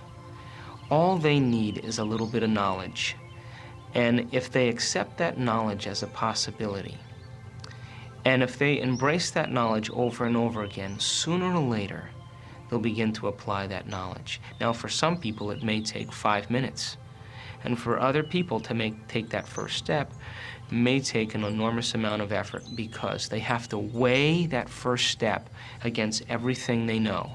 And everything they know is attached to the way their life is presently, all their agreements, all their relationships. And to take that first step means that they have to evaluate what it's going to look like by taking this step against what they know. And there's that battle between those two elements. But once we give ourselves permission to move outside the box, there's a definite sense of relief, and a definite sense of joy, and a sense of understanding that living in that mundane, repetitive, routine life we can predict the outcome of what that looks like. And so the more we do it, the better we get at it. There's data now that when people are addicted to, whether it's cocaine, heroin, nicotine, alcohol, all of them seem to share a property of blocking the growth of new brain cells. And yet, it can completely come back when the drug taking has stopped. In terms of possibilities, it brings us back to that concept where the system could go in one direction or another. And depending upon where the person is and what their level of emotional congruency is, what the experience of the system has been, and what the current state of the system is, will really govern if it goes in direction A or direction B. In general, the field of psychiatry really doesn't allow for enough freedom of action on people's part, meaning an awful lot of problems, not all of them to be sure, but an awful lot of problems that get labeled as psychological problems really amount to people making rotten choices, and they ought to be instructed to make different ones. For example, let's say somebody is having a difficult time, notorious problem, completing a PhD thesis. So they'll run to a psychologist and will spend maybe months and years in therapy, sort of the Woody Allen problem, because they've got a big, complicated psychological neurosis. And really the problem is that they're lazy. And nobody has just said, you know, you're just making a series of rotten choices with how you're spending your time. And nobody has ever instructed you in certain fundamental virtues like self-discipline. And when you get up in the morning, you have to make an intelligent decision about how you're going to spend your time. People who make up their mind about anything, whether they are given a prognosis of terminal cancer, whether they're given a prognosis of a certain health malady that's going to take a certain amount of time. The person who makes up their mind, and that is a great definition of the frontal lobe, when you make up your mind about something, you're overcoming the body, you're overcoming the enforcement from the environment, and you're overcoming time. Oh, poopy. If you don't see the traps, you have to go through the crap until you see the traps. Because if you don't see it, it's your only teaching machine. It's your only way for you to come to understand something new. So the universe brings these things to your door, and there is learning in them for you if you are willing to reflect upon them and think beyond the rigid mindset. Can I? Wow. Borrow some toothpaste?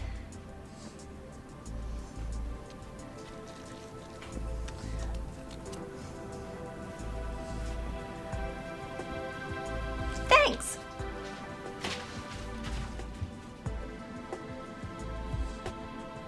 When I talk about we disappearing, I don't mean that we physically disappear.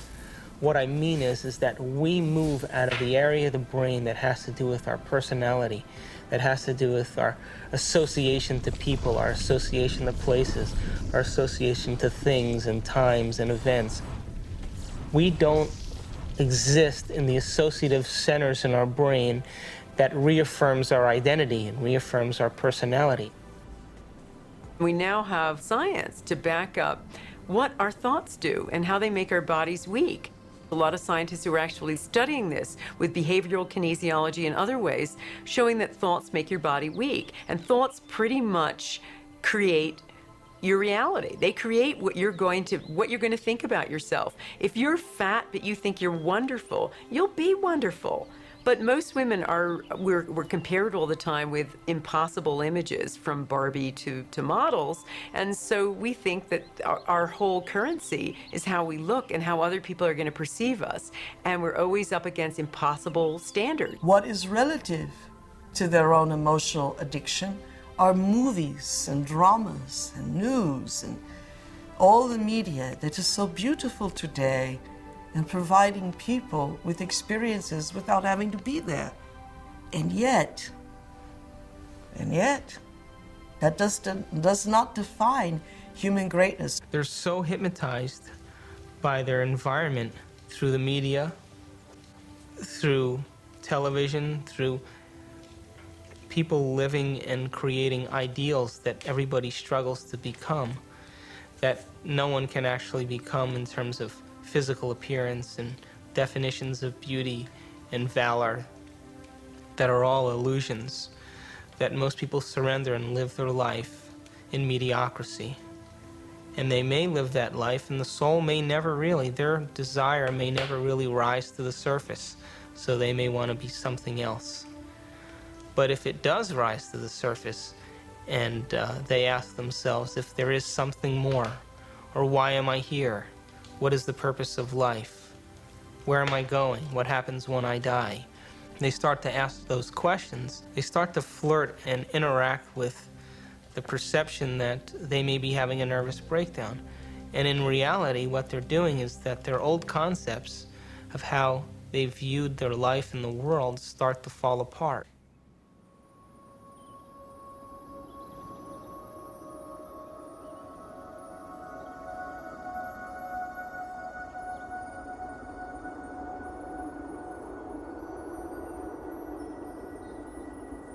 That's why very few people make this journey, because it's deeply unsettling. All of the molds that we have lived by have to be broken, and we have to liberate ourselves in this way. And sometimes there's an awkward period between the comfort that we knew before and the real state of comfort when we are the Lord of our being, which follows that interval of chaos. Most people, when they get into the chaos, give up hope and go back to the old false securities. They get to live a reasonable life and they get to die in some sort of peace, but they haven't advanced spiritually at all in that experiment that we call the life.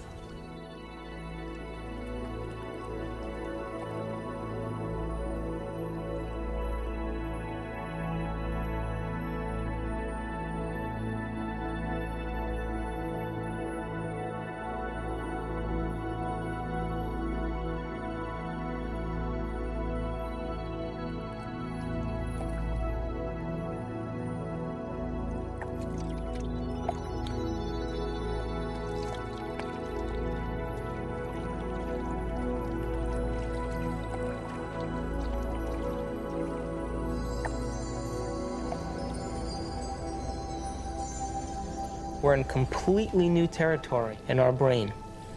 And because we're in completely new territory, we're rewiring the brain, literally reconnecting to a new concept. Then ultimately, it changes us from the inside out. If I change my mind, will I change my choices? If I change my choices, will my life change? Why can't I change? What am I addicted to?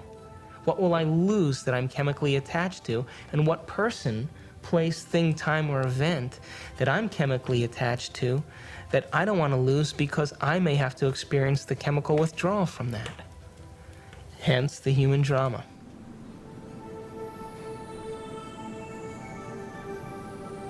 This life is but a page in an enormous book in which we will always be who we are, but always with the inherent needling of ambitious pursuit, a pursuit that takes us from the boring tedium of self-reflection, of self-hate, and to self-creation of new dreams. And we are ambitious gods.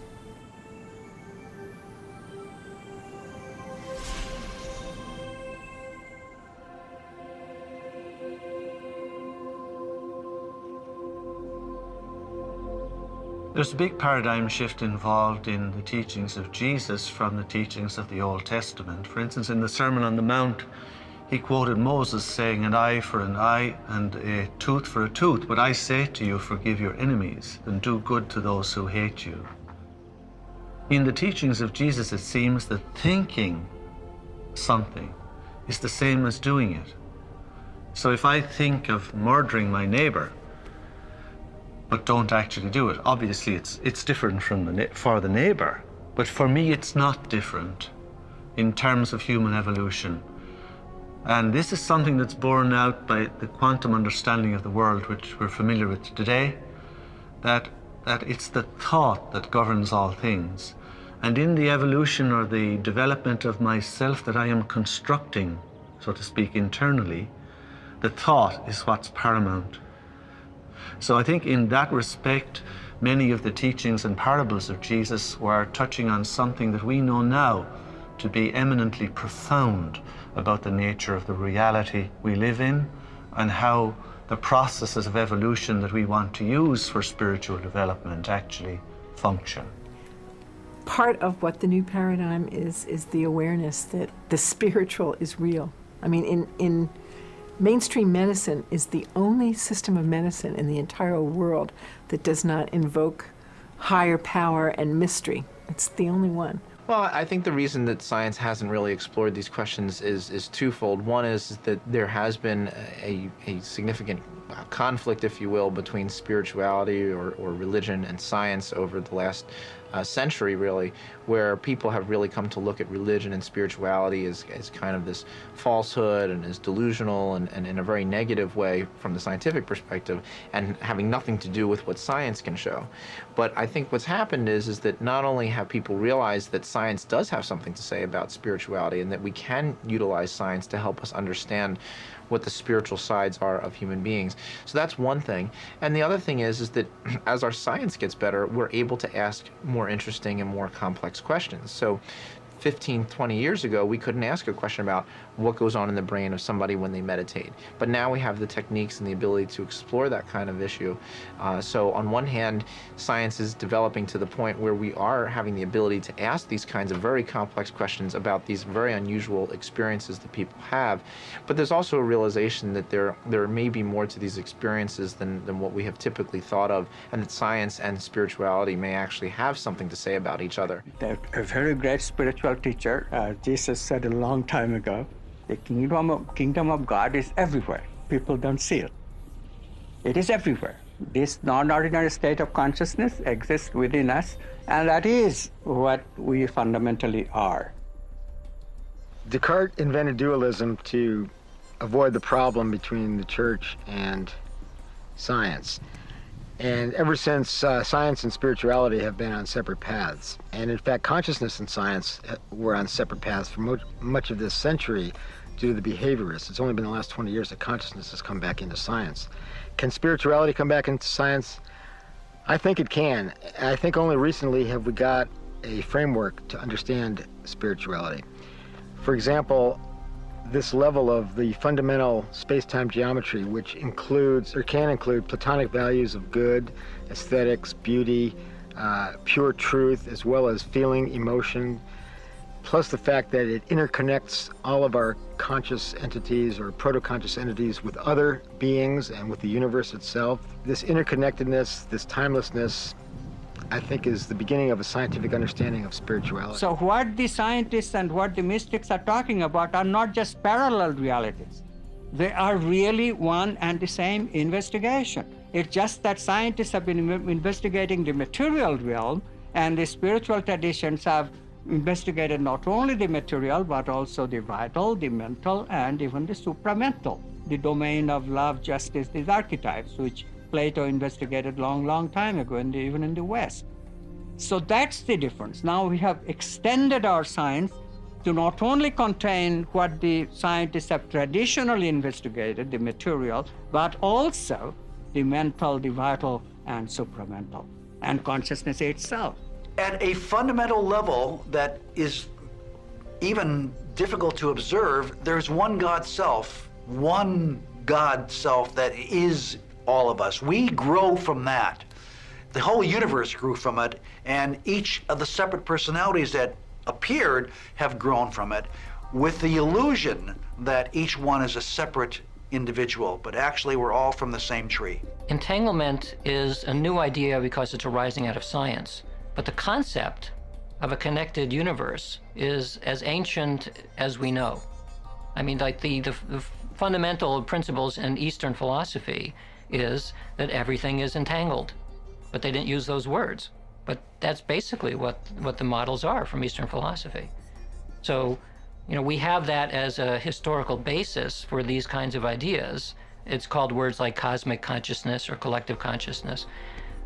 And the new part is that science, through very different means, has encountered this aspect of the world and is now beginning fairly rapidly, actually, to learn the nature of it. Can you understand what we're talking about here? In terms of religion, you cannot. You know, people often say to me exactly what you've said. You know, can you tell me, you know, when I go home, how my mother or my grandmother, you know, can link this to what she believes in? You can't do it. It's an entirely different worldview. And I think Jesus put it very well when he said, you cannot put new wine into old wineskins, because if you do, you know, the skins will break and it will all be lost. We are at the end of the paradigm. We're at the finite stage of the sensual paradigm. There's no more paradigm to have in the senses. We can modify the paradigm within the box of what's already been created sensually, but the borders are at its extension. It's a very weird time right now because East has met West. There's a lot of flowering of ideas, and many of us who were asked to grow up in one paradigm have to switch to a new one, and that is very tricky. For myself personally, I can experience both paradigms. Sometimes I experience a beautiful blend of both, and sometimes I just get up to the new one, fall back to the old. I think that maybe we're the only generation that's going to have to suffer through this, because this movie's going to spell it out for people, right?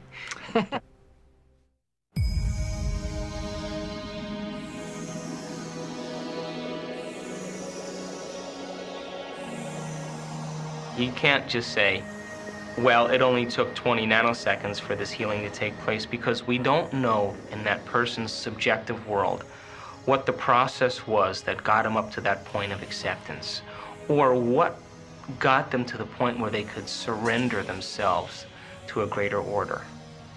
And so what appears to be a nanosecond could be a person's journey to acceptance.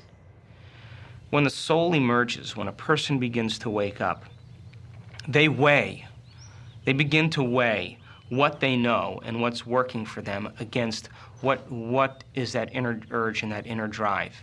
And for some people, it's a clean cut. They make the break, they understand what it is, and they begin to gain knowledge and apply that knowledge. Other people have to have their system fall apart. They have to go through the disruption of that ordered and finalized, complete state of the personality that keeps everything intact and everything in order based on how the person's wired. So the tragedy, in one sense, is really just the death of an old self. And it allows, then, a birth. And the birthing process at times can be difficult because it's painful. And what's painful about it more than anything else is that we no longer are producing the same thoughts that make the same chemicals. We're breaking the addiction to all those agreements chemically.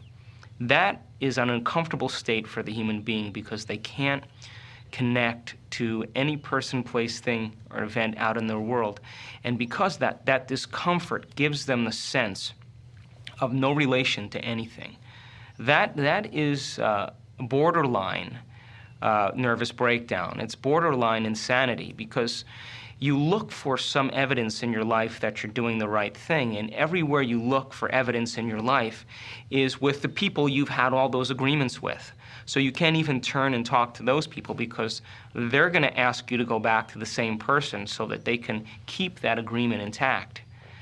If the person has the knowledge to be able to understand that, and they can ride their way all the way through it, they'll begin to understand that a new self is emerging. And those old patterns will literally crumble. They'll literally disconnect in the brain. And it'll give them an opportunity to give birth to a new self.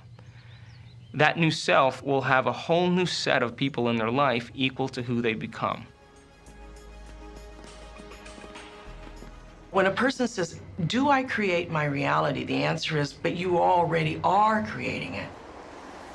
Who you are is made up of the reality that you are currently. To change that would be to change one of those concepts of people because you became expanded, that you brought into your neurological makeup an idea. That new idea suddenly augments present reality. And because the idea is now in your mind, it's in your frontal lobe, its reality forms. And suddenly you go, wow, I just had this great experience, I had this idea, and then this wonderful thing happened to me. I mean, what was that? The answer is you created reality. Well, what did I create it from?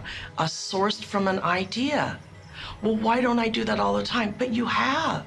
The idea of who you are with, where you live, what you look like, what you wear, who you talk to today, what you're going to do tomorrow, you have all created this as fundamentally your reality. So everybody in your life is an aspect of yourself, and what you did is you simply added to it. You added a new reality to that mix. So we're so busy being it. It's like the fish in the ocean. Somebody gives the idea to the fish that it's a novel idea to ask for a drink of water. So the fish asks for a drink of water and everybody starts laughing because the fish is in the water. So it's sort of like saying, how do I create my reality? Well, you are the reality. You're already creating it.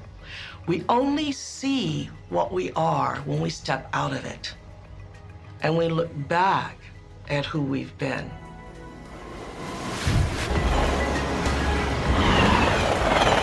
There is enormous potential to change the kind of behaviors and characteristic patterns that we've fallen into. In fact, if you've listened and have remembered anything that I've said, your physiology is different than it was before that. That is something that Eric Kandel, the recent winner of the Nobel Prize in Medicine and Science, said very eloquently at a talk, that basically memory has been encoded, your genetic structure has changed, and while we previously would talk about the nervous system as this very rigid thing that didn't have much capacity for change, we now know that on many levels that isn't true. And actually there's a tremendous amount of plasticity, which basically means ability to change within the nervous system. And if you look at the structure of the human brain in detail, you see that it's specifically designed, it's carefully engineered to experience the unified field, to experience the unity of life. When people have a mystical experience, what usually happens, how they describe it, is that they begin to lose the usual sense of material reality around them. In fact, if they go far enough and they achieve a sense of absolute unitary experience, then all of the material world as we typically know it basically goes away. What we're talking about there is an experience of just pure being, pure awareness, pure consciousness. So it's not necessarily tied to anything material. And because those experiences have been described in extremely real terms, meaning that when people have that experience, they perceive it to represent a more fundamental level of reality than our everyday material reality that we normally live in, it creates a very big philosophical problem. Because when we actually try to evaluate what is real and how we know what is real, my colleagues and I have ultimately come to the conclusion that the only way to really make a determination is based on how real it feels, what the sense of it feels. Everything ultimately is reduced to that experience. How real of an experience does it feel? How much does it feel like absolute reality? Well, in that case, when we look at the mystical experiences, they really are associated with an experience of much more fundamental reality than what our everyday reality is like. In fact, even when they're no longer having that mystical experience, they still perceive that reality to be the more real, to represent the more truer form, the more fundamental form of reality. And the material world that we live in is kind of a more secondary reality for them. The reason why people are attracted to psychic experiences or mystical experiences is because they feel it has enormous meaning, like more meaning than usual. And the reason for that is typically a feeling of connectedness, a merging of your ego with something else. And why that should create this internal sense that it's important is not entirely clear to me. But oftentimes, a single psychic experience can be life-transforming. Change is always interesting because it's like walking across a stream. You have a good idea what you want. You say there's life on the other side. I can predict everything on this side of the river. I can predict actions of the people. I can predict the comings and goings of different events. I know how everything's going to be. It's a routine enough experience that I'm bored and I want more. And so we venture across the river, and as we start entering into the river, we realize that it's cold and the water has a strong current and it's dangerous. And the moment that we stop to analyze how we're feeling, we lose sight of the other side. And the moment that happens, we rush back to what's comfortable and what's familiar and what's common. And then we can say when we do that, well, see, that change just didn't feel right. Well, that feeling we were relying on was a feeling based on reaffirming our old personality. The person who has the ability to hold a thought and to hold an ideal and to hold a vision in spite of the feedback from their body is executing the movement to a greater reality. Whenever our boundaries are contracted, we become identified with a small cocoon, we become unhappy. So the whole idea then is to shift to extend our boundaries. And then whenever we have expanded the boundaries, we are in that extended, bigger self, non-ordinary state of consciousness, which is the source of our happiness. When you start to realize what your true nature is, there is no question, there is no answer anymore. And there is just sudden realization. Now you come back from the rabbit hole and you start to perform in this world of illusion and wonder and magic with that understanding that you were never going to die and you were never born.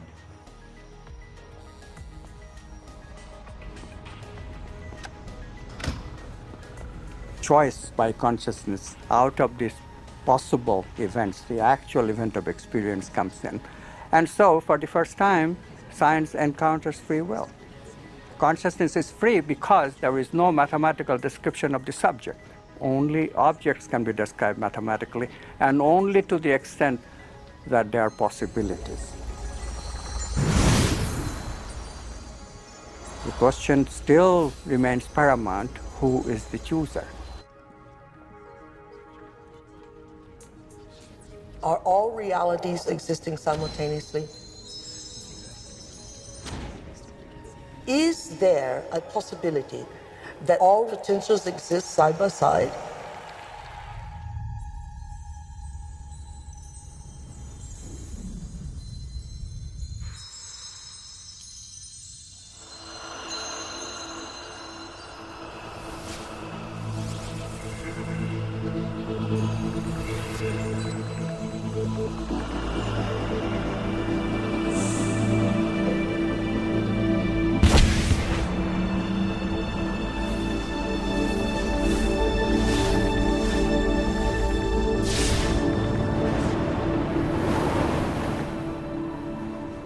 Welcome to Flatland, a world of only 2 dimensions. Only forwards and backwards, left and right. In this world, there is no up and no down. I said to Ray, "Where's Dottie?" He said, "Well, she's out in line." I said, What the bleep is that thing? Huh? In this world, the 2-dimensional beings that live here have no concept of 3-dimensional objects. These 2-dimensional flatlanders have no understanding of cubes, spheres, tetrahedrons, or yours truly. From their 2D perspective, my 3D finger looks something like this. What the letter does that? Run!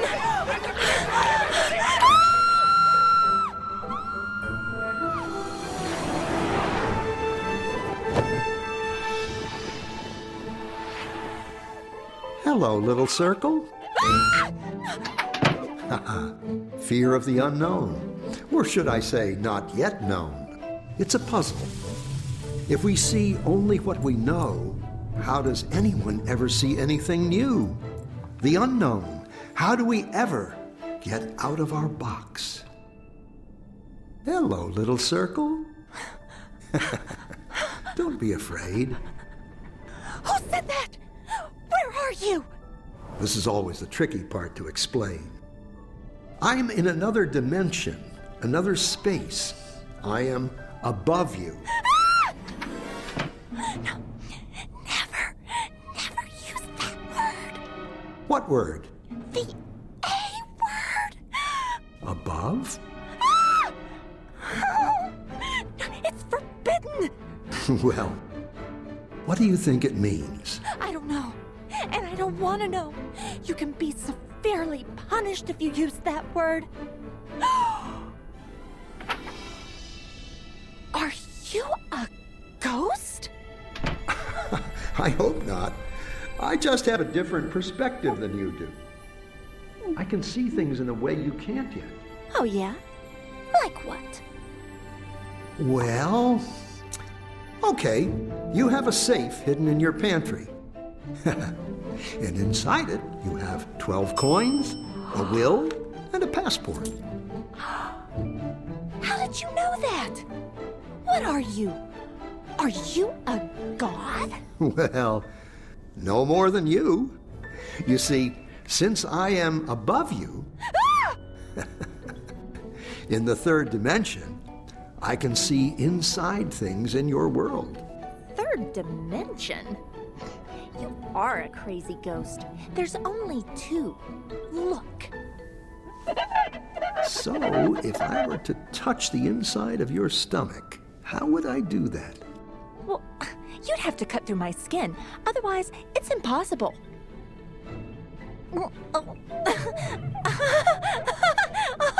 Stop! Stop! No. Ready for more? More what? Dimensions. Oh. Directions. No. Yes, but there aren't any. More? What will happen to me? What will I become? You'd have to become it to know. Okay. Excellent.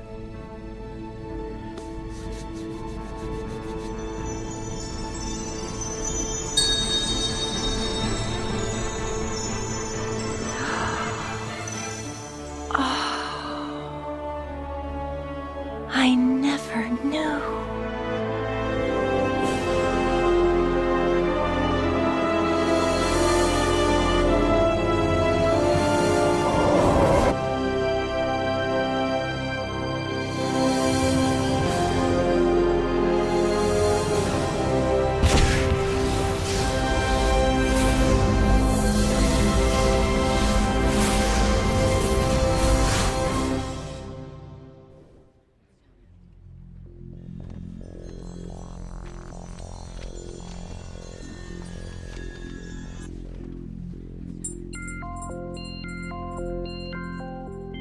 When was the last time you ever looked at you through the eyes of the mirrors that you call your beloved, your friends? When was the last time you ever saw you through the mirror and understood you?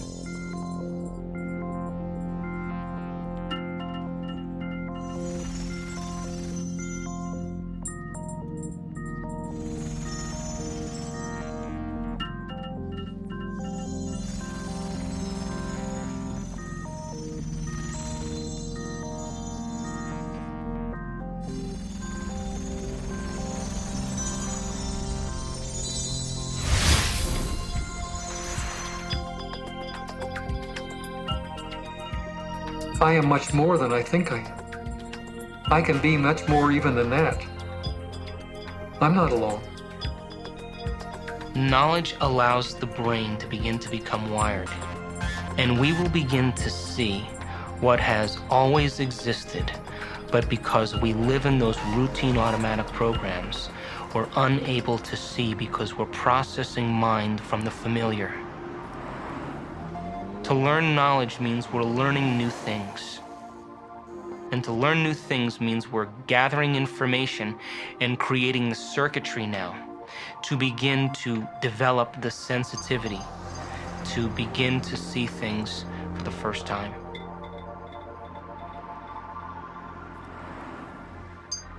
We are entangled. If you want to call it quantum entanglement, fine, but we are entangled. And there is no real separation between us, so that what we do to another, we do to an aspect of ourselves. Why do we not see the entanglement? Because evolution has pushed us to not see it. And we get quite good at not seeing it. You know, the sensory input is constructing this image of the world in which the things are separate. But we know through experiments, we know through experience, that they're separate, but at some level, they're not so separate after all. We're finding non-locality everywhere, in our bodies, in space, from stars, in regions of the zero-point field, everything is connected. And so we have this this involvement in everything. We are our world. There's no out there. There's no place where we end and everything else begins. We're all connected. You take this notion of an entangled universe and you apply it to human experience, because human experience is part of the universe as well. And then you say, well, let's assume that experience is entangled, then how would it manifest? And we can start going through ways in which it could manifest. If there's a connection with another mind, we call it telepathy. If there's a connection to some other object somewhere else, we'd call it clairvoyance. If there's a connection that happens to transcend time, we'd call it precognition. If there's a connection in which my intention is expressed out in the world some way, we might call it psychokinesis or distant healing or something of that sort. So you can go through a list of perhaps 12 kinds of psychic experience that have gotten labels over the years, like telepathy. But this is really just the tip of the iceberg. I think entanglement and collapse in one system inducing collapse in another is exactly what happens in parapsychological phenomena. And it's also true that time can go backwards, so that they don't even have to be simultaneously. One can occur before or after the other. And near-death experiences, particularly when patients report leaving their body and floating above them, their bodies, watching themselves being worked on, and then return to their body, could be due to the fact that consciousness is ultimately a process in fundamental space-time geometry. And when the coherence driving the system stops due to the metabolic insult to the brain, the information is still in fundamental space-time geometry, which is everywhere. So it would tend to start to dissipate. However, due to quantum entanglement, would tend to stay somewhat localized and float above, maybe go out into the waiting room and visit with relatives, which has been reported in near-death experiences. But then when the body is resuscitated, revived, and the metabolic drive in the brain resumes, the information returns to its host, the brain. We are all connected. I mean, I think the most fundamental thing is we're all connected by an energy field. We swim in a sea of light, basically, which is the zero-point field. And I say, first of all, you get away from the whole idea of separateness, because separateness is the biggest problem of the world now. Whatever way we observe the world around us is what comes back to us.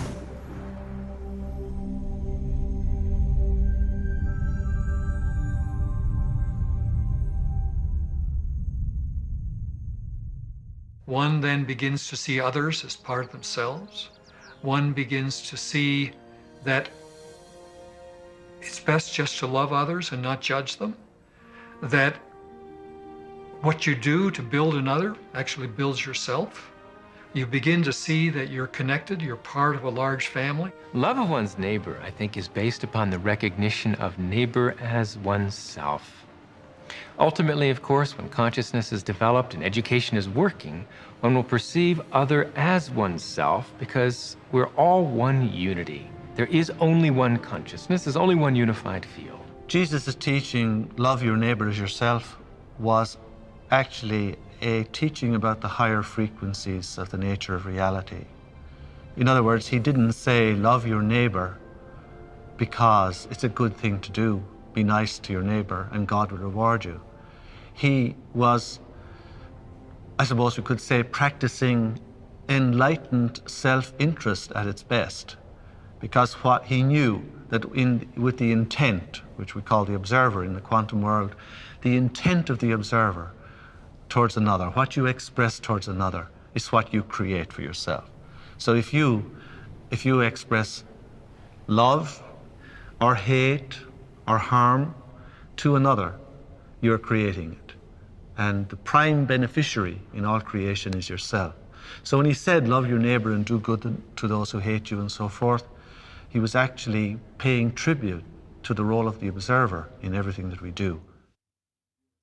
Well, one of the consequences of this entanglement issue is that every thought is received by every other person who can think. Our thoughts have action, have intentions, have consequences that spread out into the world.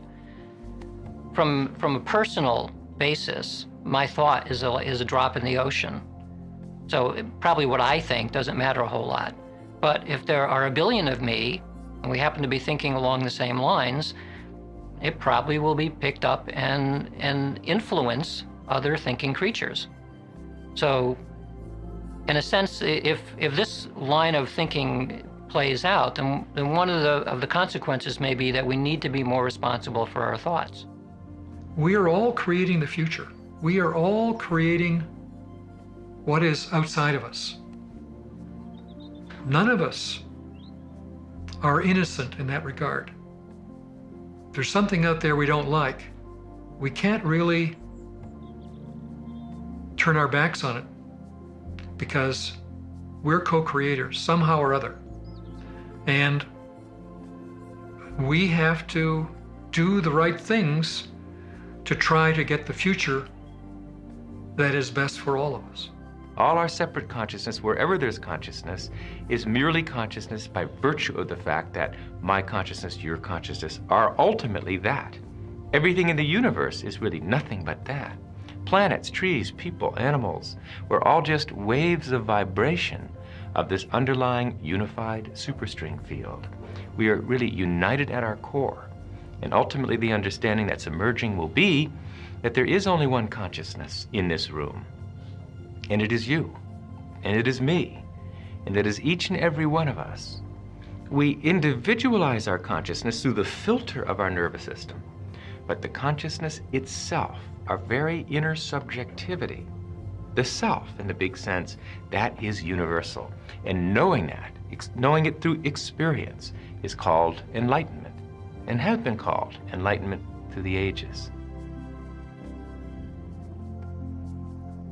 In the end, these were but tools to bring imagination into a quantum fury, a dream that sets its sights above the mundane and the mediocrity of life, that everyone can set their sights therein. Then we are no longer hated and despised, but we have done the one most excellent virtue. We have saved ourselves through simply applying our most excellent eternal ability, and that is that we are God, and that we call out of inertness,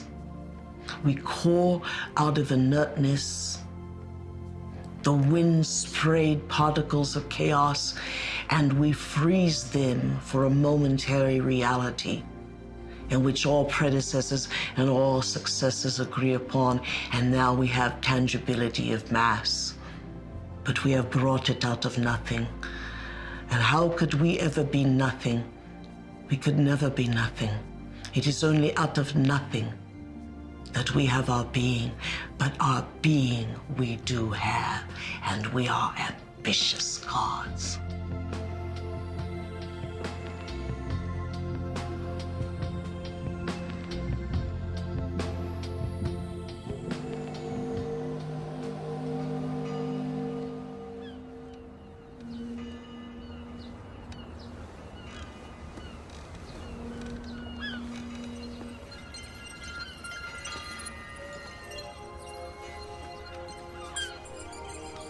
To ask the great questions, to begin to formulate possibilities, means that we have to stop the normal way in which we think.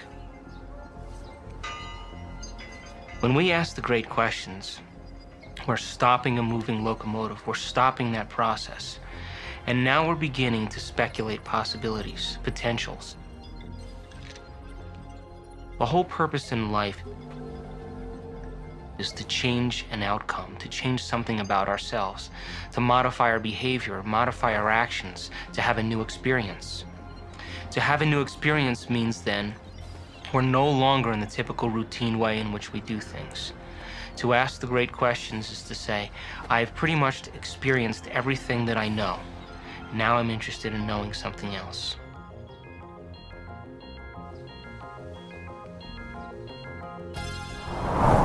At the end of the day, the summation of all of this is, does it enrich our life? Does it give us a better way to change our mind? Hey, you're back. I'm back. So you never answered my question. What question? How far down the rabbit hole do you want to go? I think we love rabbit holes so much because we realize that there is a greater reality out there and that the reality is much more akin to our dreams. Rabbit holes are the best thing since Pop Top can. To go down the rabbit hole and to get away from the mundane is thrilling. The rabbit hole and how deep and how far we want to go is really how much do you want to discover about your true nature?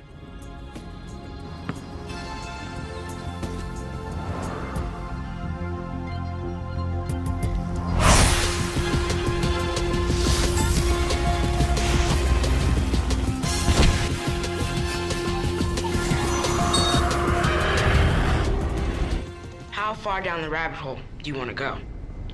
All the way.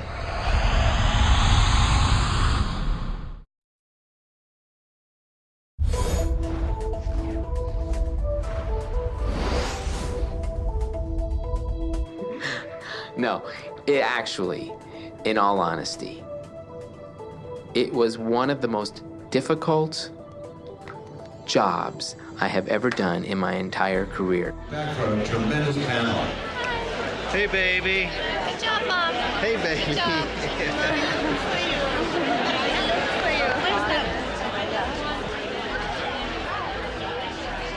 But I do want to introduce Betsy Chassie, who is co-director, co-producer, co-writer, co-everything for What the Bleep. She's just going to take off now and lead this panel. Coolest thing ever. Jay-Z, thank you so much for talking because it was fabulous. You know that adversity is the greatest teacher in advancing our skill of mind and environment. Joey, you're awesome. The new experience of that will have a whole new host of chemicals. You guys are going to see Nihal tomorrow. And I have the religious portfolio here this weekend, which is why I'm doing the Sunday morning service tomorrow. Nihal. I'd like to add one more person to our panel. You guys know him as Reggie. We call him Robert Bailey Jr.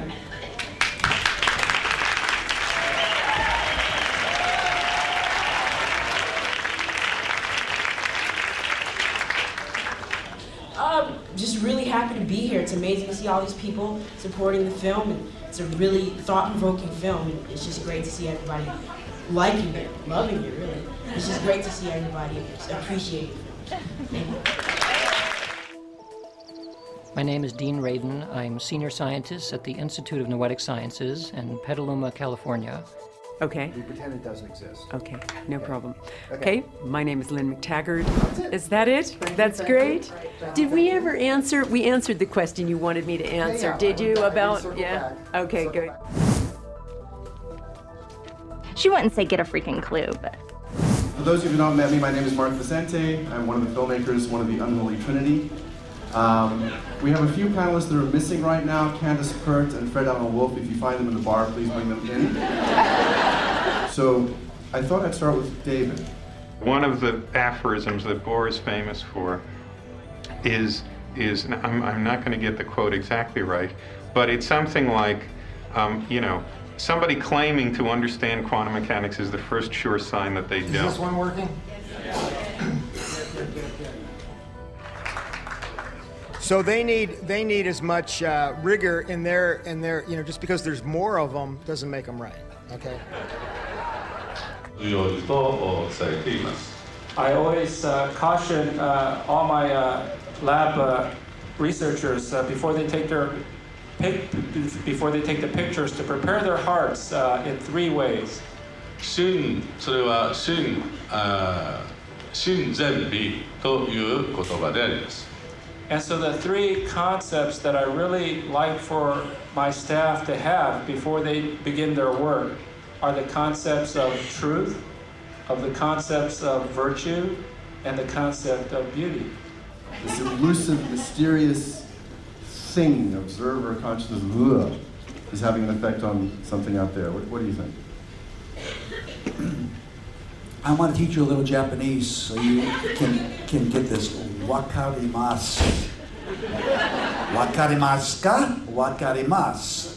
Do you understand? Do you not understand? This is a problem, and I'm going to get to what the answer to this in just a moment, but I just want to point out that having Dr. Emoto here is a rare treat for me because it gets me into my Japanese consciousness again. So, Candace, what do you think? Well, as I said in my opening comments, I'm not a quantum physicist. I'm just a lowly psychoneuropharmacologist. So I'm starting to feel comfortable with as the discussion has. I'm Dr. Daniel Monti. I'm a physician with specialty training in psychiatry and human behavior. I'm on the full-time faculty at the Jefferson Medical College. I've heard some people say that, consciousness is this wonderful property in the universe that has a predilection for the human brain. If that's the case, then consciousness is about 3 pounds and looks a little bit like a gray cauliflower. It's showtime. Experience going through a microscopic wormhole. At the moment you can travel instantaneously anywhere, you can also go back in time. So the mathematics of it says that the placebo effect is going to be proportional to the treatment effect, and a few other things. You probably have more to say about it. No. Sorry about that. Multiple personality disorder have to say about the seat of consciousness. And the second one is what made you want to become a physicist at the age of 50? Okay, well, I guess multiple personality disorder. So thank you, all you gods and goddesses, for coming, and thank the panel. And we'll see you tomorrow. Bye.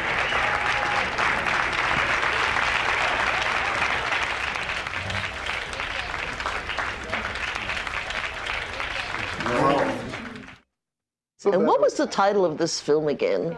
What the I know.